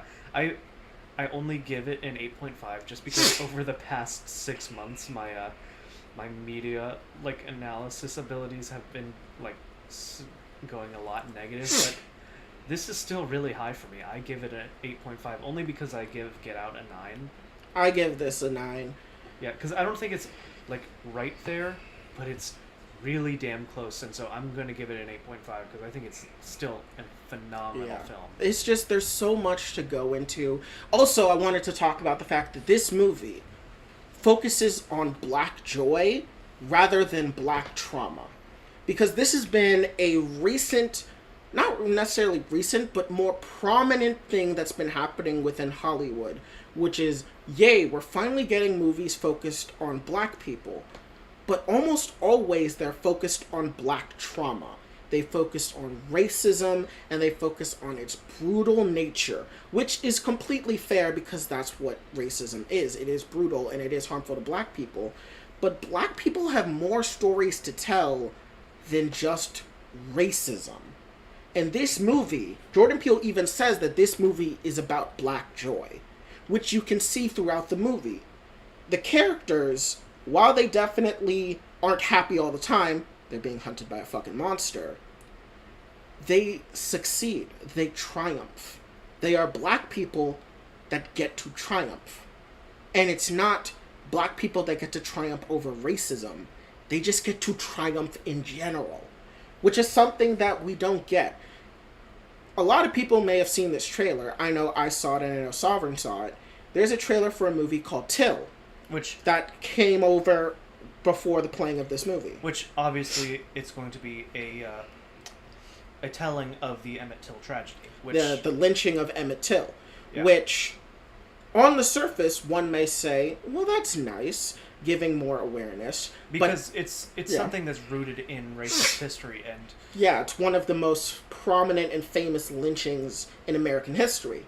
However, I firmly despise everything this movie stands for, as I believe it is nothing more than shameless black trauma being used as Oscar bait.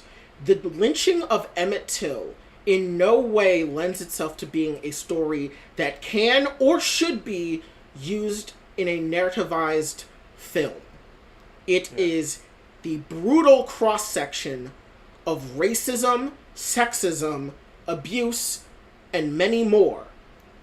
Yeah. It's a fact of life. It is something that happened. It is a brutal, tragic event. And in my opinion, it should not be made into a movie. Because, in my opinion, the only thing that you get out of making this a movie is you take the story of Emmett Till and you turn it into a fantasy.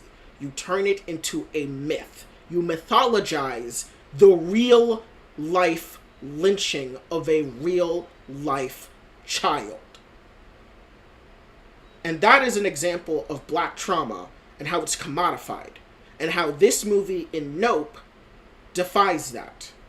Yes, the black family is on hard times. And yes, they do deal with loss. Their father, played by the great Keith David, dies within the first 5 minutes of the movie. But the movie is about black joy. Because the characters are hopeful that they can fix things. Even when things are bleak, OJ never gives up. He is determined to do what he needs to do. Emerald is as well. And they triumph for it. And I'm really happy that this movie focuses on black joy.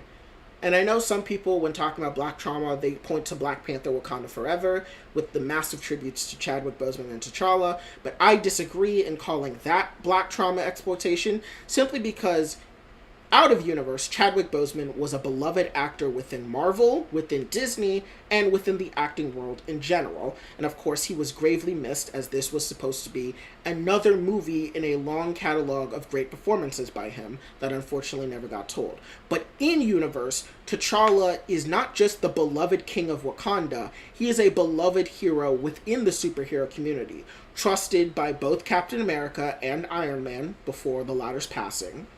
One of the most well-respected kings in his ability to control and wield power appropriately while gaining the respect of Westerners and his native people alike. His memorials within Black Panther Wakanda Forever, in my opinion, are akin to those that we saw for Tony Stark back in Far From Home, which is why I say it's not black trauma. But this movie in Nope firmly formally does not ever let itself get bogged down with just being about black trauma. And I know a lot of people like to say that Jordan Peele's movies are all about race, but this isn't a movie about race. But when you bring up black joy, some people say, but it is about race. No, black joy isn't a racialized thing in the sense that in a project that shows black joy, it means the project is about race. No, a movie that shows black joy is a movie that shows black people being able to be joyful, happy people in a narrative without having to drudge up their traumas about systemic racism and the like. And I really appreciated that for this movie. Yeah. Also, two other things I want to point out. One, did you catch the Akira reference? I did. The fucking Akira reference was so good, and I can't wait for it to be put into the collage of other Akira references throughout media. That was done on purpose. It was done on purpose, and it was amazing, but also fits with the character. Because if you remember the beginning of the movie, Emerald said she's good at motorcycles. And let's be honest here. Most motorcycle fans definitely know the Akira scene.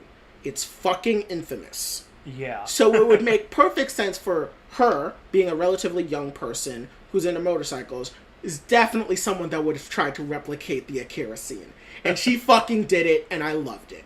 All right. The other thing I want to mention is the fact that, you know how we talked about commodification and exploitation? Yeah. It is not a coincidence that our main character is named OJ. Now, obviously, he stands for Otis Jr., not Orenthal James, like the actual OJ. But it is funny, because if you notice, the white actress at the beginning of the movie stumbles and stutters when she asked, "Is your name OJ?" Which, mind you, I do not believe Jordan Peele is saying this as an inherent defense of OJ, but more commenting on the fact that the OJ sports career, the subsequent chase, and then murder trial were all heavily sensationalized. OJ was considered a Hall of Fame level football player, and obviously was sensationalized for that. The then murder of Nicole Brown Simpson and her friend was also very highly sensationalized.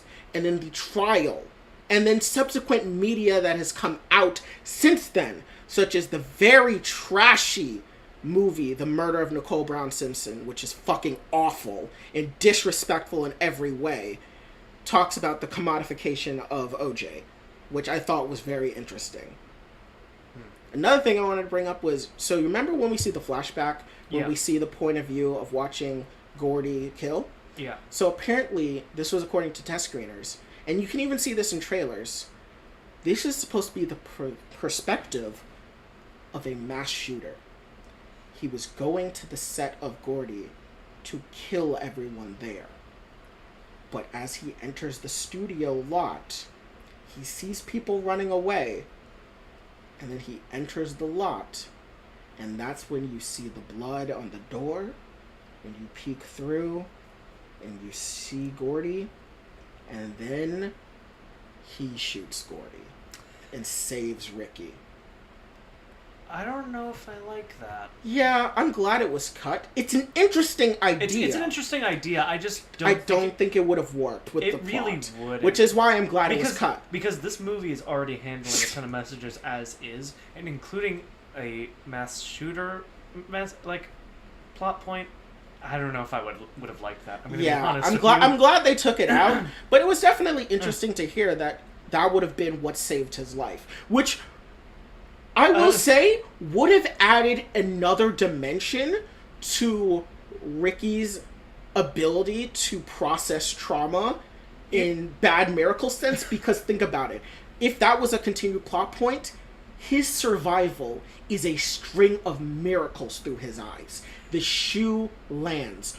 Gordy doesn't kill him. And a man that in any other circumstance would have murdered him saves his life. I can understand that perspective as to why it could have been in there. I guess. I'm just either way, I'm just glad that it didn't. Oh yeah, I'm glad it's not in there. But I can see the through line in terms of how it would figure in the just massive web that is the trauma of Ricky Juke Park. Honestly, if that scene was added in, it probably would have distracted me so much of it being added in that I wouldn't have been able to come up with the message that I did. Yeah. But I'm glad they didn't add it, but it's still pretty interesting. It is. I just don't like it. Yeah. Also, apparently, the other thing was that we were also going to see, originally, we were also going to see scenes of him watching the show. That's why the trailers show different aspects of Gordy's place. Mm-hmm. It's supposed to be that it was going to be watched from the perspective of the prospective mass shooter. That's why those scenes were in the trailer. It was really interesting. Also, the designer for Jean Jacket has posited the theory that it's still alive. Do you think it's alive? Nah. There might be more. There might be more. That I could agree with. There might be more. But I believe Jean Jacket did die. Nah. Yeah. No, that inflatable definitely killed it. Yeah. Also, are you team OJ lived or are you team OJ died? He lived. Yeah, I think he lived. He put in the work. He lived. Yeah, some people think he died just because of the fact that, we have seen different scenes where a dead character is there, and we see a sort of vision of them, and also the context in which we see him is through a sandstorm, surrounded by the sign that says "Out Yonder," and he's just faded enough that you could make the interpretation that he might have died. I don't think he died. The only implication as to why I think he's alive is that you don't hear him yell. I would imagine the process of getting digested would be extremely painful, as implied by the rest of the movie. Yeah. There's no way someone's going in there, fully accepting their death and not yelling from the pain. Yeah, I'm sorry. especially because it's been shown throughout the movie that the people scream for hours. Yeah. It is not quick. Digestion is slow, and those people were screaming for hours, meaning that realistically we would have been hearing him screaming for hours. Exactly. And remember, Lucky is with him too, so we would have also been hearing a horse scream as well. Exactly. So that's what leads me to think he's still alive. Yeah. Also, what do you think of the idea that potentially OJ is on the spectrum, and that's also what helped him live? Because frequently there are aspects of him where he's very fidgety, he keeps his head down, he doesn't make eye contact with a lot of people. The only people he makes eye contact with is Emerald, and eventually Angel and Jupe. Because those are people he's comfortable around. And obviously his dad, Otis Sr. You know, some people think that he may have been on the spectrum a bit, and that's also what saved his life. As he naturally only looks down because, he's not really sure of himself. There are things that come with being on the spectrum potentially, and because when you bring that up, it's not going to be like a hyper dramatic like showing of it. But I see what you're getting at, like, especially because his fixation with animals. Yeah, he has a very almost savant-like ability to understand animals. He was the first one to notice and understand it's an animal. I don't know if I would use that as evidence for that theory, but everything else, yes. Yeah. It's just like the potentiality that maybe he was on the spectrum. Because I have seen comments from a lot of black people that are on the spectrum that said that his actions mirror their own. And his body language, his speech patterns, Those I would use it as evidence for that theory, but him knowing animals could be just a symptom of him growing up with animals. It's entirely possible, but then again... Because if it is that way, it's a very, like, subtle showing of it, which is probably more welcome to a lot of people that are on the spectrum as well. Mm-hmm. Because obviously when people are shown to be on the spectrum in media, it's over-dramatized. Yeah.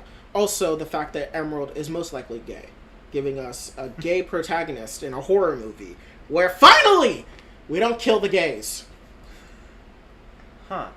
I don't know if I thought about that. It's, in my opinion, it's heavily implied she's gay. Huh. In what way?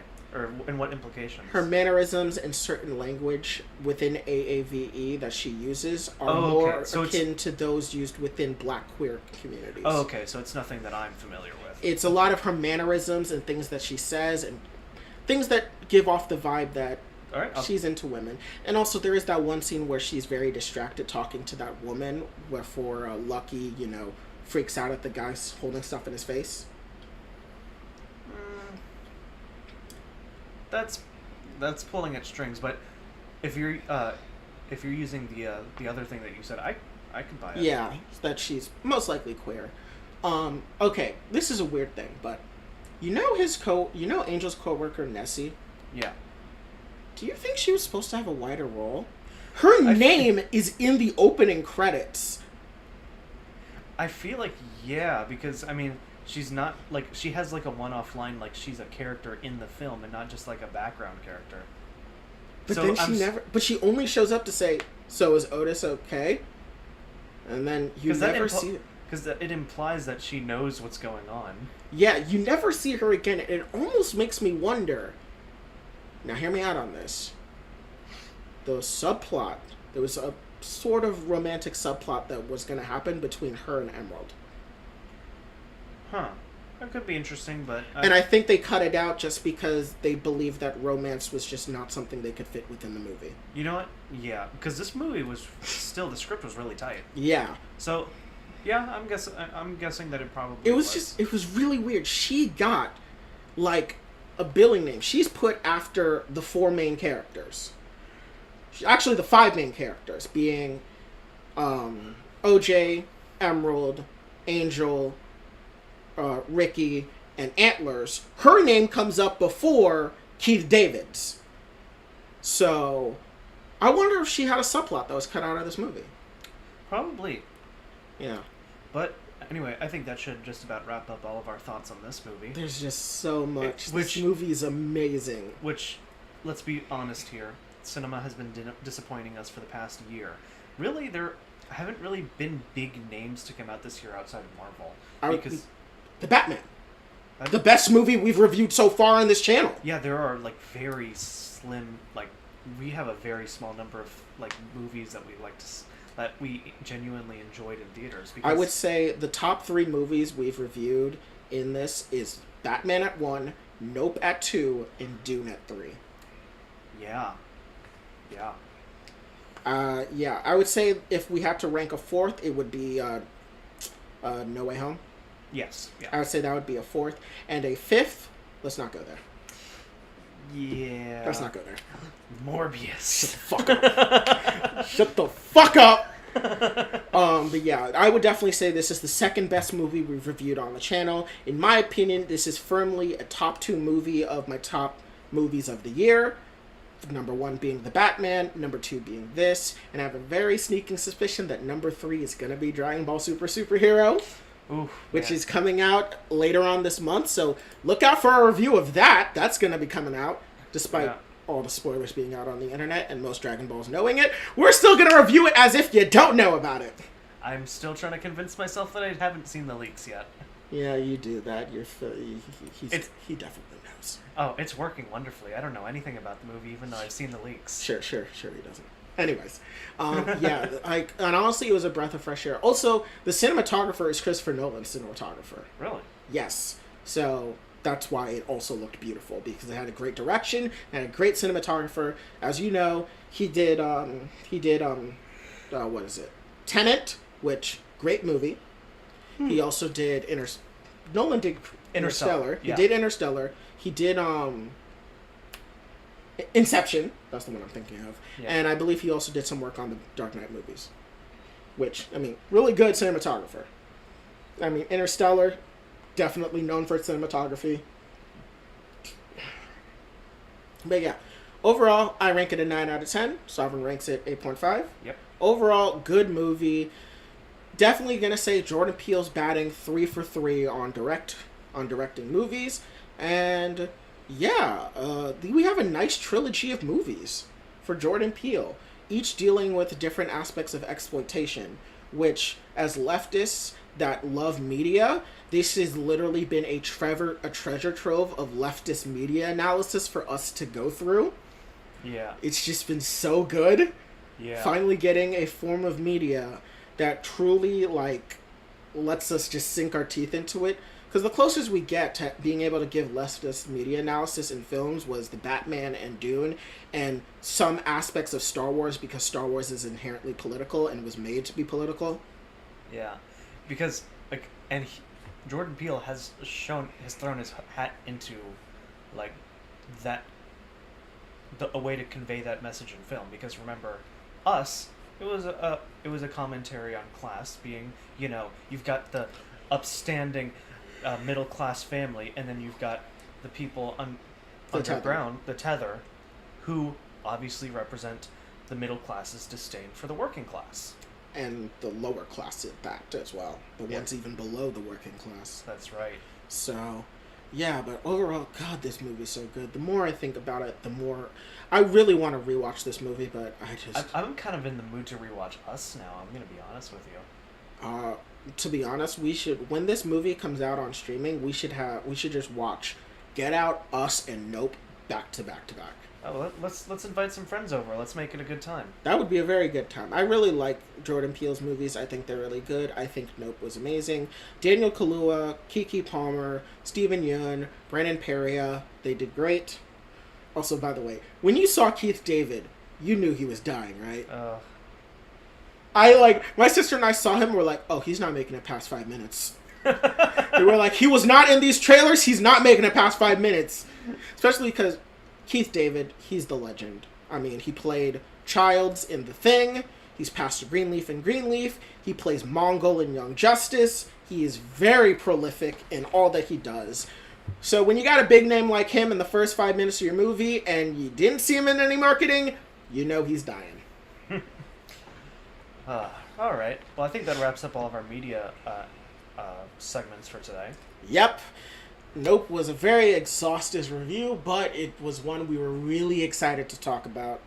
It's definitely one of the best movies we've seen this year, and overall it ranks really high on my top horror movies of all time. Yep. Obviously, my number 1 horror movie of all time will be The Lighthouse, because that was phenomenal. That's my only 10 out of 10 I've ever thought about, really. Yeah, The Lighthouse is definitely my favorite horror movie of all time, but Nope is definitely getting in this list. Yeah, and good job for making it past my strict 8, considering I'm very, very strict when it comes to giving out 8s now. Yeah, I think a 9. My ability to give out positive reviews has been really hampered by today's nerd culture outings. So congratulations. Yeah. Also, let's be honest here. Jordan Peele is also a big nerd, so of course this is a huge, big nerd culture thing. Yeah. I mean, it had a fucking Akira reference in it. What horror movie do you know gets an Akira reference? Yeah. It's a nerd fest, and I love it. Yeah. Anyways, let's talk about politics now. So which one do you want to talk about, Taiwan or Kansas? Let's get the bad one out of the way first. Yeah, so we will be talking about Nancy Pelosi, the Speaker of the House, and the third in the line of succession to the presidency of the United States, making a diplomatic visit to Taiwan, which caused a bit of a stir, one would say. Yeah, she went against people's recommendations, saying, don't do this, it's going to cause problems. And lo and behold, it caused problems. Yeah, so if you don't know, there is an ongoing so it's technically the best way to describe it is this. The situation between the People's Republic of China and Taiwan, or sometimes known as the Republic of China, is an ongoing, basically cold civil war. Because the whole thing that's going on there is that the People's Republic of China are under the belief that Taiwan is an extension of China, which, of course, a lot of countries back the one-state policy just to have good relations with China, but Pelosi going to Taiwan is a very, it upset China greatly because it implied, because she met with leaders of the country, and so that implied that she was giving legitimacy to the statehood of Taiwan. Yeah, so I do want to clarify this. For all intents and purposes, as two individuals and representatives of this podcast, we are of the belief that Taiwan is its own sovereign nation. Yes. Independent of China. But let us now give a brief recap, though, of the very messy history that is China and Taiwan. Originally, when Mao Zedong led his revolution throughout China, the dictatorial forces of Chiang Kai-shek obviously fought back against the revolutionaries, and the two groups basically fought each other to a standstill until that was the Japanese invasion of China during World War II. Both sides realizing that Imperial Japan would wipe them both out, put their differences aside, and unified once more to fight the Japanese alongside the help of Western allies. Once they were able to defeat the Japanese and push them out of mainland China, of course, the two sides obviously have some irreconcilable differences, being that, one wants to be, kind of a dictatorship, and the other wants to be what it was supposed to be, a free, democratic, socialist state. So they obviously went back to fighting. But Mao Zedong had the will of the people on his side, and he won. He won the revolution fair and square, and the forces of Chiang Kai-shek fled to Taiwan. And since then, there's been a bit of a iffy situation. So back then is 70 years ago. So this has been a conflict that has been brewing for a very, very long time, and the tensions are still ripe. So what happened is basically Chiang Kai-shek and his followers, they went to Taiwan. Now, at this point in history, it would be correct to say Taiwan is part of China. Because at this point, Chiang Kai-shek was saying that him and his followers on Taiwan, were the real China, the Republic of China, and that they are a government in exile from the usurpers of Mao Zedong. So at this point, Chiang Kai-shek and his followers believe Taiwan is China. Mao Zedong and his followers also believe Taiwan is China, but they believe that Chiang Kai-shek is trying to make an illegitimate claim to power in Taiwan. So if China wanted to make a definitive claim that Taiwan is theirs, if they had invaded then and succeeded, I would say it is accurate to say Taiwan is China. However, that didn't happen. They kind of entered a soft Cold War within the massive Cold War that was happening globally, in which China believed that they were the People's Republic of China, under Mao Zedong, believed they were the real China, and the Republic of China, under Chiang Kai-shek, believed that they were the real China. And so the rest of the world was kind of in a awkward position, to say the least. Obviously, the Americas would have preferred Chiang Kai-shek, because he's not a communist, but Mao Zedong controls all of mainland China. And so, for a while, the official position, almost internationally, was there is no China. Or there is no definitive China. There is just a nebulous area of China. That changed with Richard Nixon. Richard Nixon made a, at the time, historic visit to China, in which he declared his support of the One China policy, which is that the mainland China, under the People's Republic of China, is the real China, and that the Republic of China, or Taiwan, is a part of it. And at the time, was very controversial, but not necessarily one that one could say a bit unprecedented, given the circumstances of other places in the world. However, since then, Taiwan, who now calls itself Taiwan, and the People's Republic of China now refer to Taiwan as Chinese Taipei, Taiwan no longer really views it. There are some aspects within Taiwan that try to say that they are the original Republic of China, but most of them believe that they are now Taiwan, a separate entity from the Republic of China that they once claimed to be, and now a free and independent nation.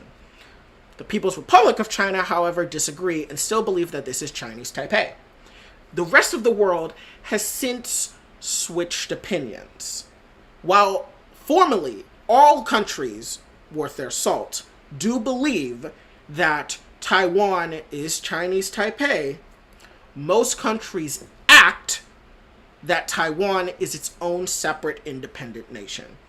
And so it is a bit of a sour spot, because technically the revolution never ended. The Civil War never ended. It's technically in a Cold War. So when people come and say, well, I recognize this country, I recognize Taiwan as a country, China gets pretty mad, to say the least. Yeah, for reference, the most obvious example I can think of is John Cena acknowledging Taiwan as its own independent country, and then he had to go and shill for China because they got big mad. And not just show for China, he had to apologize in Mandarin. Yeah. So, it's a really big thing. And, I mean, I can't say that I don't see where some people could come from, because it is kind of messy. But at this point, over the past 70 years, Taiwan has made itself a distinct entity. It at this point has its own separate culture, its own separate governmental system, its own separate currency, and its own dialect. It is very different now from what it once was when it was claiming to be the Republic of China. Yeah, and so that pretty much catches us up to present day now. Exactly. So Pelosi visiting Taiwan caused a lot of stirs, up to the point where China literally threatened, hey, we're going to be conducting military exercises to the point where it'll be visible from your shorelines. Yes, but before that, there was a Chinese state media official. Now, some people say he's a Chinese government official, some people say he's a state media official. For all intents and purposes, we will say state media official. However, it should be noted that Chinese state media does have a very intertwined relationship with Chinese government. The CCP does have a lot of control when it comes to state media. But, for the sake of clarity and accuracy, we will say this was a state media official. He threatened that China may be forced to shoot Speaker Pelosi out of the sky if she is to continue to approach Taiwan. Which, if anyone knows anything, if that event happened, the Earth would be destroyed. We would die in a hail of nuclear hellfire, and the planet would lose its sustainability of ever having life outside of fucking cockroaches. It would literally be the apocalypse if that was to happen. So, that's a pretty fucking serious claim. Yeah. We would be glassed. Both countries would be glassed alongside the rest of the fucking planet. Yeah, so, yeah, you definitely don't want to have nuclear war between two mutually assured destruction possessing countries. yeah, because at that point, I mean, Russia can just say fuck it, and Israel can say fuck it, and then, yeah, Israel will nuke Palestine, Russia will nuke Ukraine and the rest of Eastern Europe, and, we'll all be worse for it. I mean, who knows? Maybe the French will get all frisky and bomb England, because, that's still a rivalry. But, yeah, so it would have been pretty fucking terrible. It literally would have been World War III and Armageddon. So pretty fucking serious. That state media official has since, on Weibo, which is the Chinese version of Twitter, tried to downplay his words, but we all know this was a threat of basically global annihilation. Yeah. In regards to Taiwan, in regards to this visit. So it was pretty fucking serious. If, this person was of a higher status within the government and had the military credentials to do so, we could have been living in a world where, at this current stage, we would be dead. But thankfully, cooler heads prevailed, and most people within the Chinese government, I believe, did not take his call to action seriously. I would like to have some faith that the CCP saw this and said, he's a bit crazy right now, we're not doing this. I hope that was what they thought. Yeah. And so it's a big deal. In terms of our opinion, Taiwan is a foreign country. It is a country entirely separate from that of the People's Republic of China, and it should be acknowledged as such. And most people within Taiwan believe that they are an independent country, especially the younger generation. But it should be noted that they are not currently going to vie for official independence, as despite the fact that a lot of them do see themselves as a independent country, they know that declaring so openly in a governmental way could mean the island sinks to the bottom of the ocean. Yeah. So they're biding their time. And diplomatic missions like the one Pelosi does is part of that strategy of biding time. And now the CCP aren't stupid. They know that biding time is the best course of action for Taiwan, and they know diplomatic missions, especially from powerful countries like the US, acknowledging Taiwan in this way will lead to the eventual independence of Taiwan. So to say the least, it's a very messy and dangerous situation. Mm-hmm. Anything else you want to talk about with this? Nope, you pretty much hit the nail on the head with that one. I would say, I really want to give Pelosi shit for what she did, but ultimately she did it for the Taiwanese people anyway. So she did it for the gram. She was girl bossing. She was slay queening. She was doing it in the name of Allah. I still don't like what she did. Fundamentally, it could have led to really bad outcomes. Yes, but at the same time, it's not her fault. It's not her fault because it's not her fault, but she was also advised not to do it. She was advised not to do it, but at the same time, I think it's important that, we stop playing games. We do, the United States sends a fuck ton of shit to Taiwan, military and otherwise, that we do not send to mainland China. Yeah. Come on. I think the positives of this situation, they somehow made it work. Yeah. Also, one other thing to bring up is Taiwan is by far the largest and most centralized global producer of computer chips. That is very much something China wants. If China is able to get a complete monopoly on the creation of computer chips, they will run the global economy. Yeah, kind of like how Russia tried to get into Ukraine for their oil. Yeah, and black soil. Yeah. But the thing with this is that if there is ever an invasion of Taiwan, we will face a global recession. The computer chip shortage will fuck over the entire planet. And mind you, an invasion of Taiwan is the island equivalent of invading Iran. The geography of the island lends itself to being a very strategically defensible position, like how the mountainous regions of Iran make it a very defensible position. So, in a way, like how if America tried to invade Iran, they would get fucked, China, if tried to invading Taiwan, would probably get fucked too. They would never be able to make landfall in any meaningful way. And if the war in Ukraine is anything to go by, with American weapons, they'll last a long time. Yeah. But, yeah, that's about it. Let's go ahead and get to the good news now. Yes! Some good news, some positive news. It's not all doom and gloom here in the United States. Our first state referendum about whether abortion should be preserved or banned took place in Kansas. And mind you, Kansas is a very red state. They overwhelmingly voted for Trump. They do not like Democrats. They do not like Democratic policies.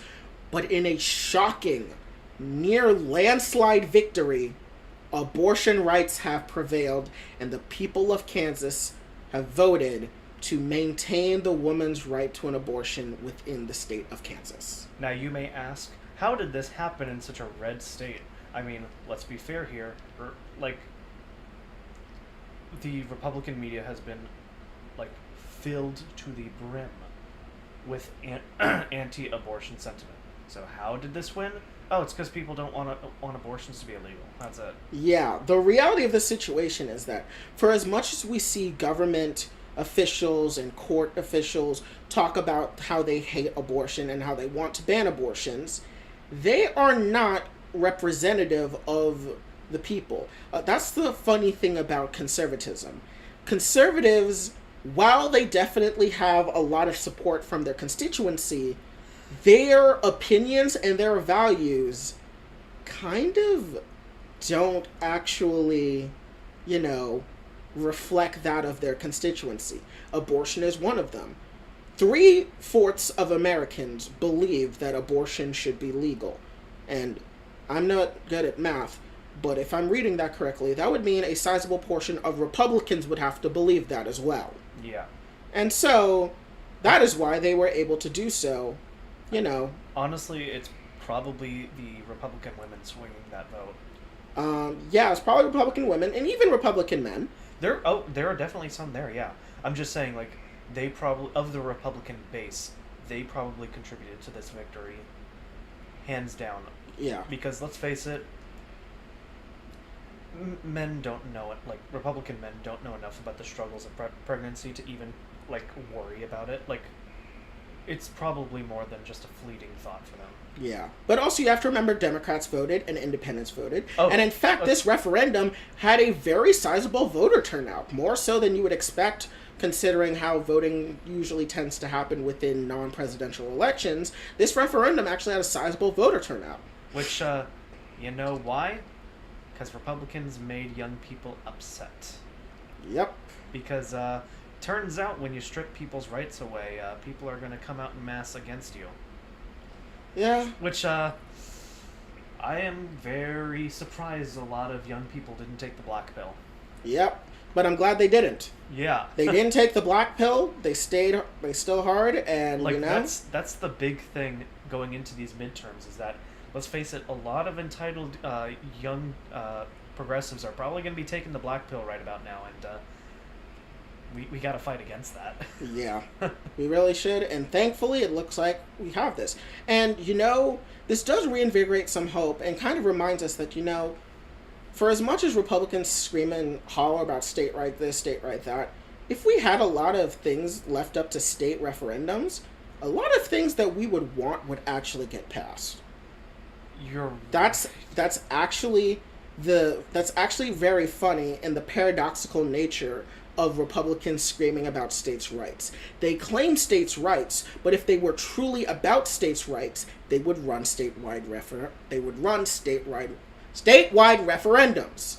Things like Medicare for All and the such would probably win in a lot of red states if left up to referendums. And the big thing to consider is that before, like, 2018, a lot of midterms were, like, they were controlled by the older, red-leaning voter base. Yeah. It was only in 2018 that we saw a massive blue wave for the midterms. Exactly.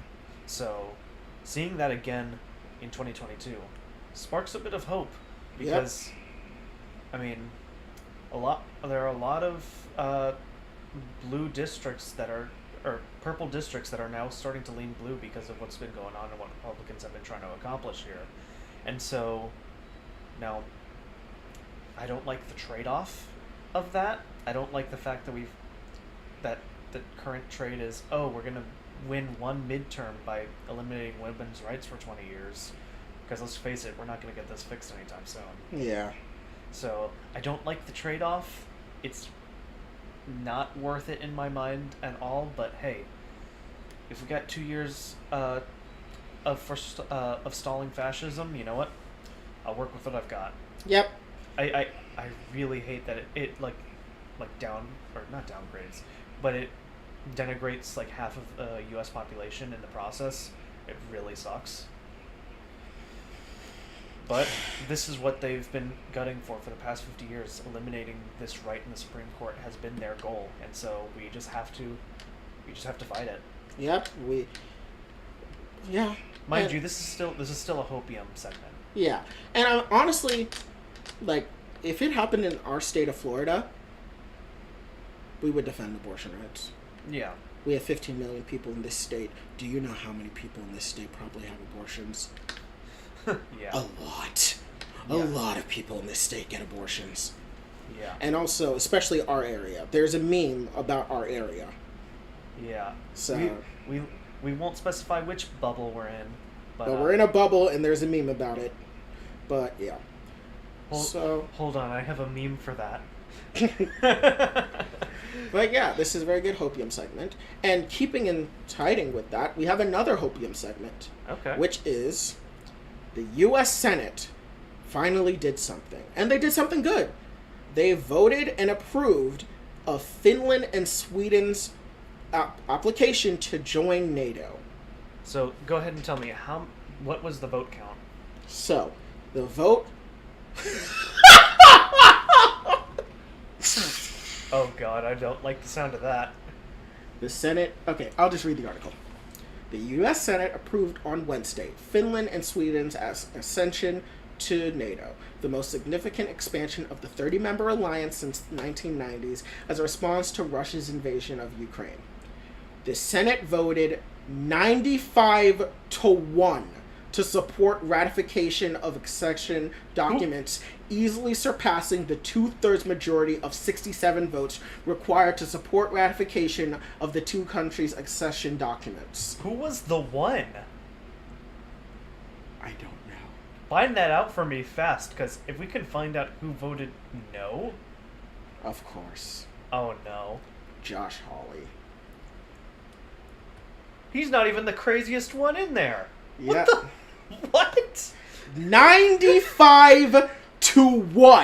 For once, our Senate did something, and they did it with near unanimous support, and it was something good. Holy fuck, it's a Christmas in July. In August. Miracle. Our government actually did something good for once. I'm confused. And it's not fucking over another country. That's even crazier. What is this? More importantly, why is Josh Hawley still continuing to make him out to be like a little bitch? Josh Hawley is a little bitch. I mean, did you see the way he ran? Oh no, the clip is hilarious. You need to see it. You need to see it. The clip is hilarious. Literally, the entire Jan 6th hearing burst in laughter seeing it. Yep. So, this is actually really good. Democratic Senator Bob Mendes, chairman of the Foreign Relations Committee, said that the qualification of these two prosperous democratic nations are outstanding and will serve to strengthen the NATO alliance. Senator Majority Leader Chuck Schumer invited the ambassadors and other diplomats from Finland and Sweden to the Senate to watch the vote. And Josh Hawley was the lone Republican no vote, and Rand Paul voted present.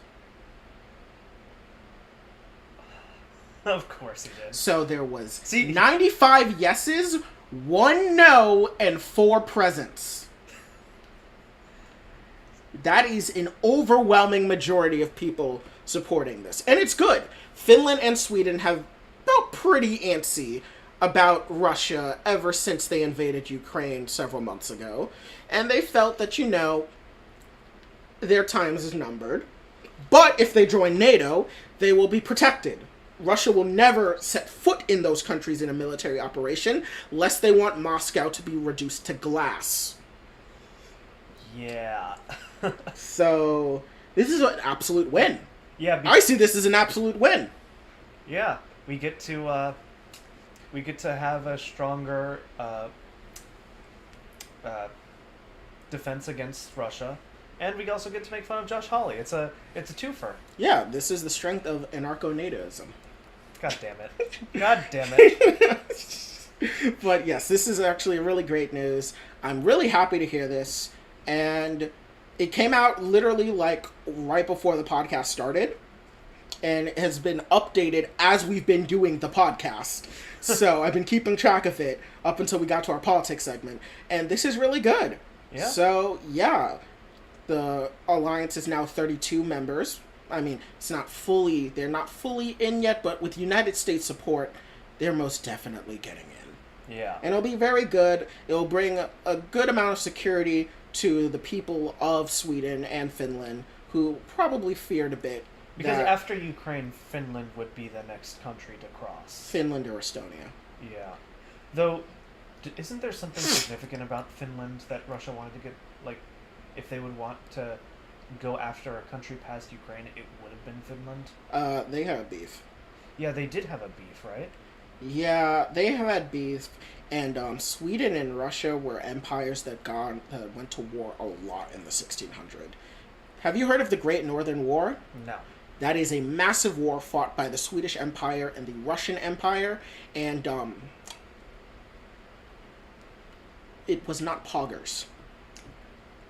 Can you not? It was not good. Can you not? Is that how you want to end the podcast? No. Like that? Because there is one more good news thing. It is not politics related, but this has just come out. On the Today Show, Patton Oswalt said that Eternals 2 will be directed by Chloe Zhao. There have been lots of talk that she may have been sacked when it comes to Eternals 2, and I would have been very disappointed if she was, but Patton Oswalt said that Eternals 2 is coming, and Chloe Zhao will be the director, which I'm very happy about because I really did like her. And unlike a lot of Marvel fans, I actually did really enjoy Eternals. I thought it was the second best Marvel movie of 2021. And even though I really do like Shang-Chi, I did like Eternals a lot. Now, I'm inclined to disagree with you on that, but you can enjoy the movie. It's not terrible, so. Yes. Also, that was from TikTok. Also incoming from TikTok, Oscar Isaac, main character of Moon Knight, and Mohamed Diab, main writer of Moon Knight, both teased that season 2 may be happening, which, of course it was going to happen. We just got Jake Lockley. We better get it. Yeah, people were actually clamoring about not seeing season 2 because, they pretty much gave the timeline for their projects for the next 3 years, and Moon Knight season 2 was not on there. Moon Knight season 2 probably could come out in the 2024. Not 2025 though. It's gotta come out. It's the 20 because you did notice there are 11 unannounced projects within Phase 6. Yeah. Moon Knight season 2 easily could fit into that. Yeah. Oh, you're talking about Phase 6. No, I want to see it in Phase 5. It's not. We already have the full Phase 5 schedule already. Just squeeze it in there. They can figure it out. Did we not just go on a rant last week about how there's too much Marvel shit, and you want to shove more Marvel shit into an already bloated Marvel shit schedule? But see, here's the thing. We already know that Moon Knight was good. Yeah. And I watched the show again. I can handle bad CGI. It's probably going to happen 2024. I'm sorry. Okay. I mean, it would only make sense, the 2-year gap. Loki came out in 2021. Season 2 comes out in 2023. Same with What If. Yeah. Makes sense for a 2-year gap. And, yes. And, so that'll be everything. And, I just have one more announcement to make. And that is, Werewolf by Night will still come out October 31st, 2022. You heard it here. I still believe. You will be proven wrong. I promise you, Werewolf by Night will come out. And that is all. Keep digging that grave. I promise you. Keep digging that grave. To God, it will come out. Wait till D23. Give me until September 10th. I promise you, you will see it. I promise. And Cap. Shut up. Shut the fuck up. It will happen. And with that, we are going to end the podcast. All right. Another good episode today. I've been your host, Sovereign. And I am Shiny. And we're signing off for the